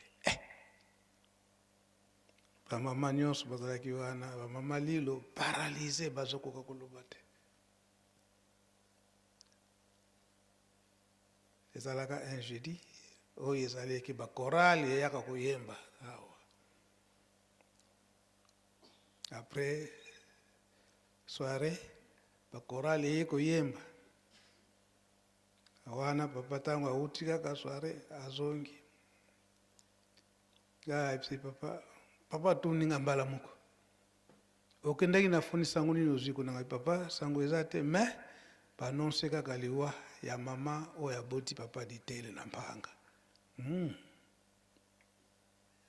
Message mususu te ezaka kaka wana kaka mususu ezalite. Wala siko ngana zoko banga la bunzoto ndenge nini na kubimisela likambo.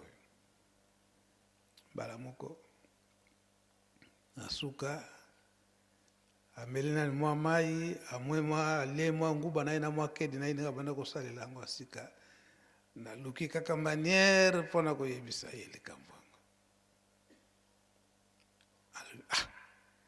Pona nini bobombi la kinga papa foni ti to kena yemoko na foni tango to komi kuna asololina papa wanzunga sabadala kina Kinshasa ale tango to zongi nakati nda kuna ina tango wana na mize to koti kuna tango petit mize nda kuna ye to koti kuna alobinanga kele ko bimsa fongola ya Kinlongo dawa kiko bimsa fongola ya Kinlongo poto kota Kinlongo bala moko epsi gana ko papa Simo na pesa fongola ya Kinlongo epa papa Simo kimbangu yangani ngana lubi papa aza awate aza na Brazzaville kuna na Kunzulu bon ya lubi bon kambuti suka ye pesa ye kasi bengi sai ayambangu bon to bimi to kotina mozole ti to sambeli tango to bimi donc to kotaki na Grand Libulu tango sambeli to zongi ba bibo siko nga fona kindi Kinshasa kaka na mukolo wana papa lobi nga fona kindi Kinshasa yo tikalaka awo lokola obombela kinga makambo tikala anga papa ngana bombela kiyo makambo te donc wana pe ye moko papa Simo kimbangu ngani kuna ye azalaki ba protocole bazwa ki nouvelle ba yoki mais moi ye ba yebisa ye ezate mais ye pe kuna ndenge tozo ko discuter awo na papa zoka ni papa si akomaki kuna si ayebisi si ba protocole ye aliaka na bapoko wana na ndeko kite ba ko pese biloko kolia ya ero ngana liaka na ndeko kite pone bozo pesa ngo biloko kolia ndo papa lokola uliaki mwakala liata limwali nyoko wana papa ozana Kunzulu ya Pointe Noire papa papa lobiete bon soki bolobi likambo o bozana ngo tenga pena koliate po awa bazoko chauffenga awa papa fuma mbanzo kuna penzoka yebe kuna si a sentir mbala moko papa tango papa Simo kimbangu ntango ba yebisi ka sangwango mbala moko abia yango kana bandaki kozela yango to mona kiete papa fuma mbanza azali kasi aza kotinda ndani ndipsika nyuso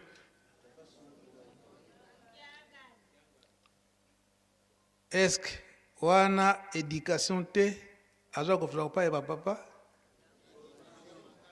to mona kibiso nyuso kende mbata kulusu akei kende na mambulu akei kuna pe na ye oyo azalaka kibati tango nyonso Lucifer azokotikala te esika nyonso kokende ye azali wana peut-être que soki quelque part soki papa ndongi mutayebaka manière ndenge nini akende kokotelaka kuna yo aza ennemi juré na yo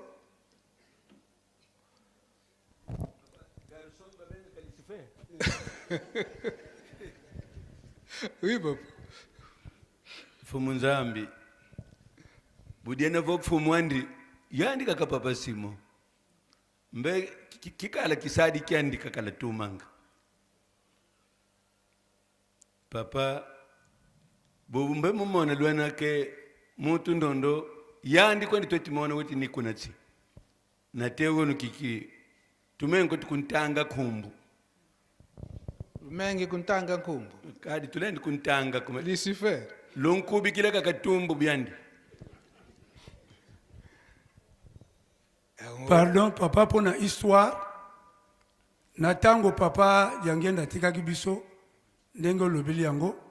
Papa yom to okoti saki nzoto papa yangenda.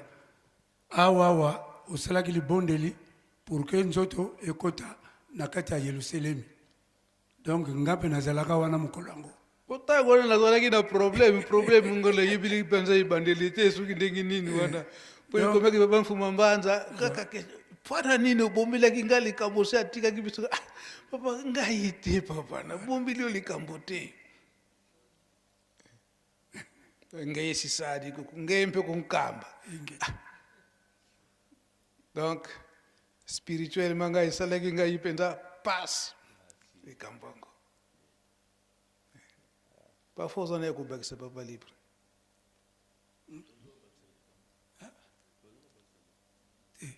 Ni wana na bakisi pona toyo zalaka awa nazalaki awa papa nazalaki sima na yo tozalaki awa kuna poste ya nani ezalaki poste ya basurveillant oyo ezalaki na liboso ya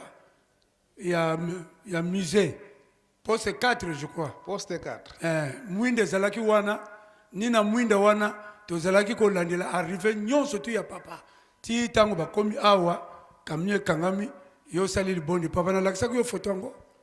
Oui, naïbi. Tozozila nanu kuna babongisa ngo kuna nanu basali yango te. Likamba munene wana nakuko bosa na te. Voilà papa. Naïbi. Yango oyo lelo toyoki pwana botongi Yerusalemi. Na message ya papa yangenda ndenge tolandi yango te. Eloko moko te oyo ezali te eza elaka te ekoki kosalama na kati na Lingomba, surtout na kati ya Yerusalemi. Tolandi. Ba questionnaire on est à la classe hein. C'est l'enseignement. Ba na classe.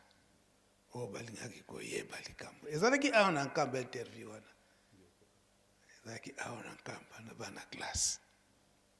O bazolinga ko yekola ko yeba.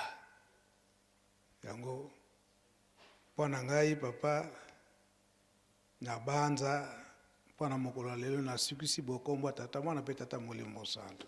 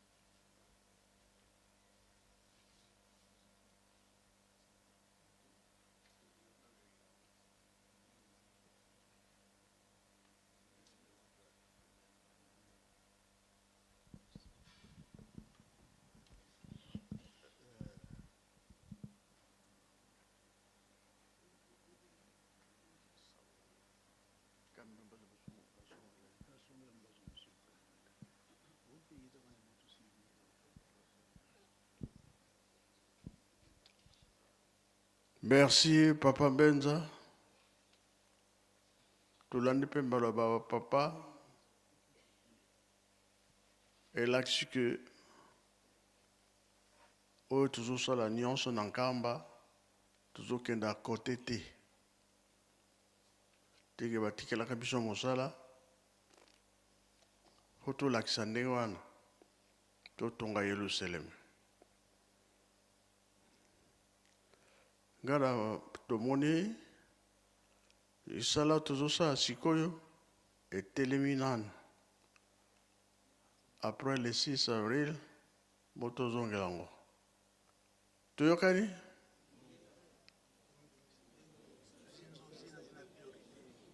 Boto banda ko wana to ya. À part mémorial. Toyokani?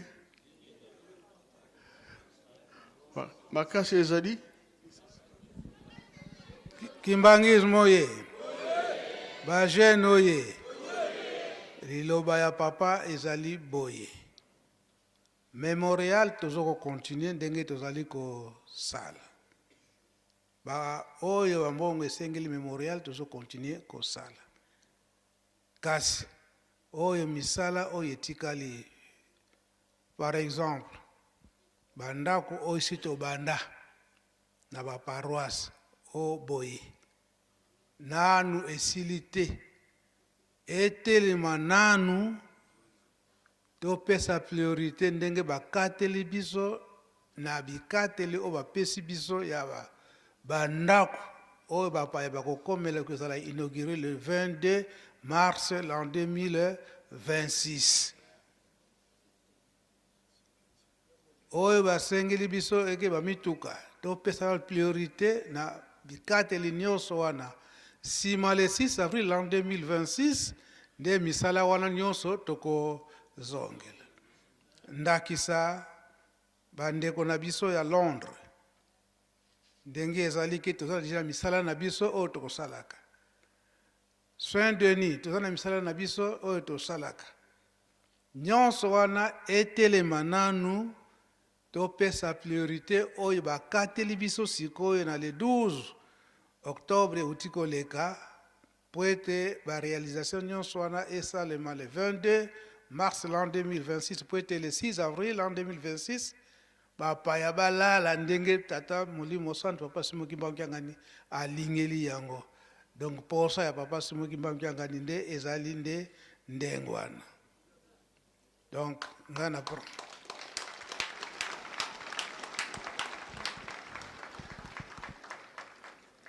Pona nini soni ezala te? Sino ba protocole bakoyoka pasi ulalisa mutu ekozala pasi. Bon, na Europe batindi camion ya mibale ya poisson. Mais tomoni ke l'air eleki lobi kaka. Bon totala yango. Toyokani bango mpe baza kolemba te. Sinon mpona lelo yango tozalaki nango mutu na mutu awelela kobika na ye. Tosilisi na kombo ya tata mwana mpe tata molimo santo. Amen.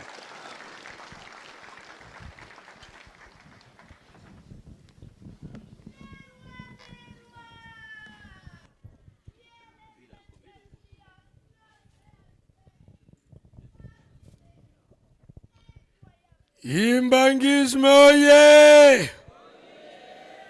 Bajeni oye!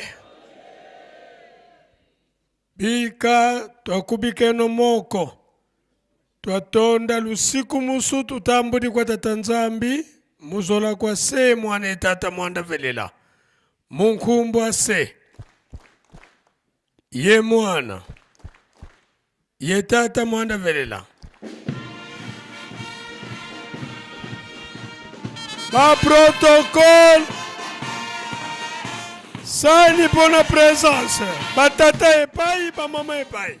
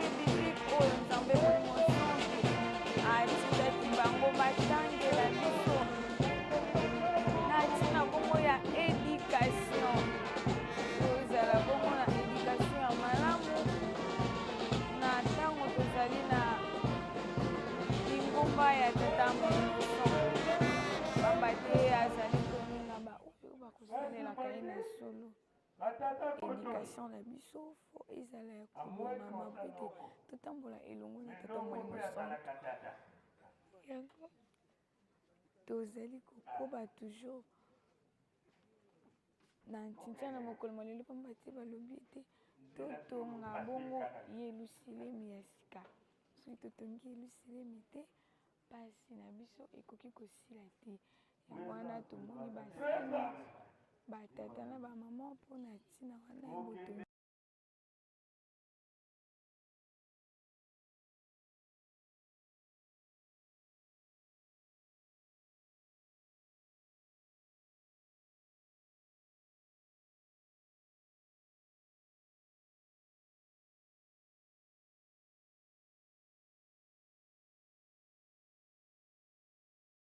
Bonjour la famille, bienvenue sur Masolo Kimbang TV.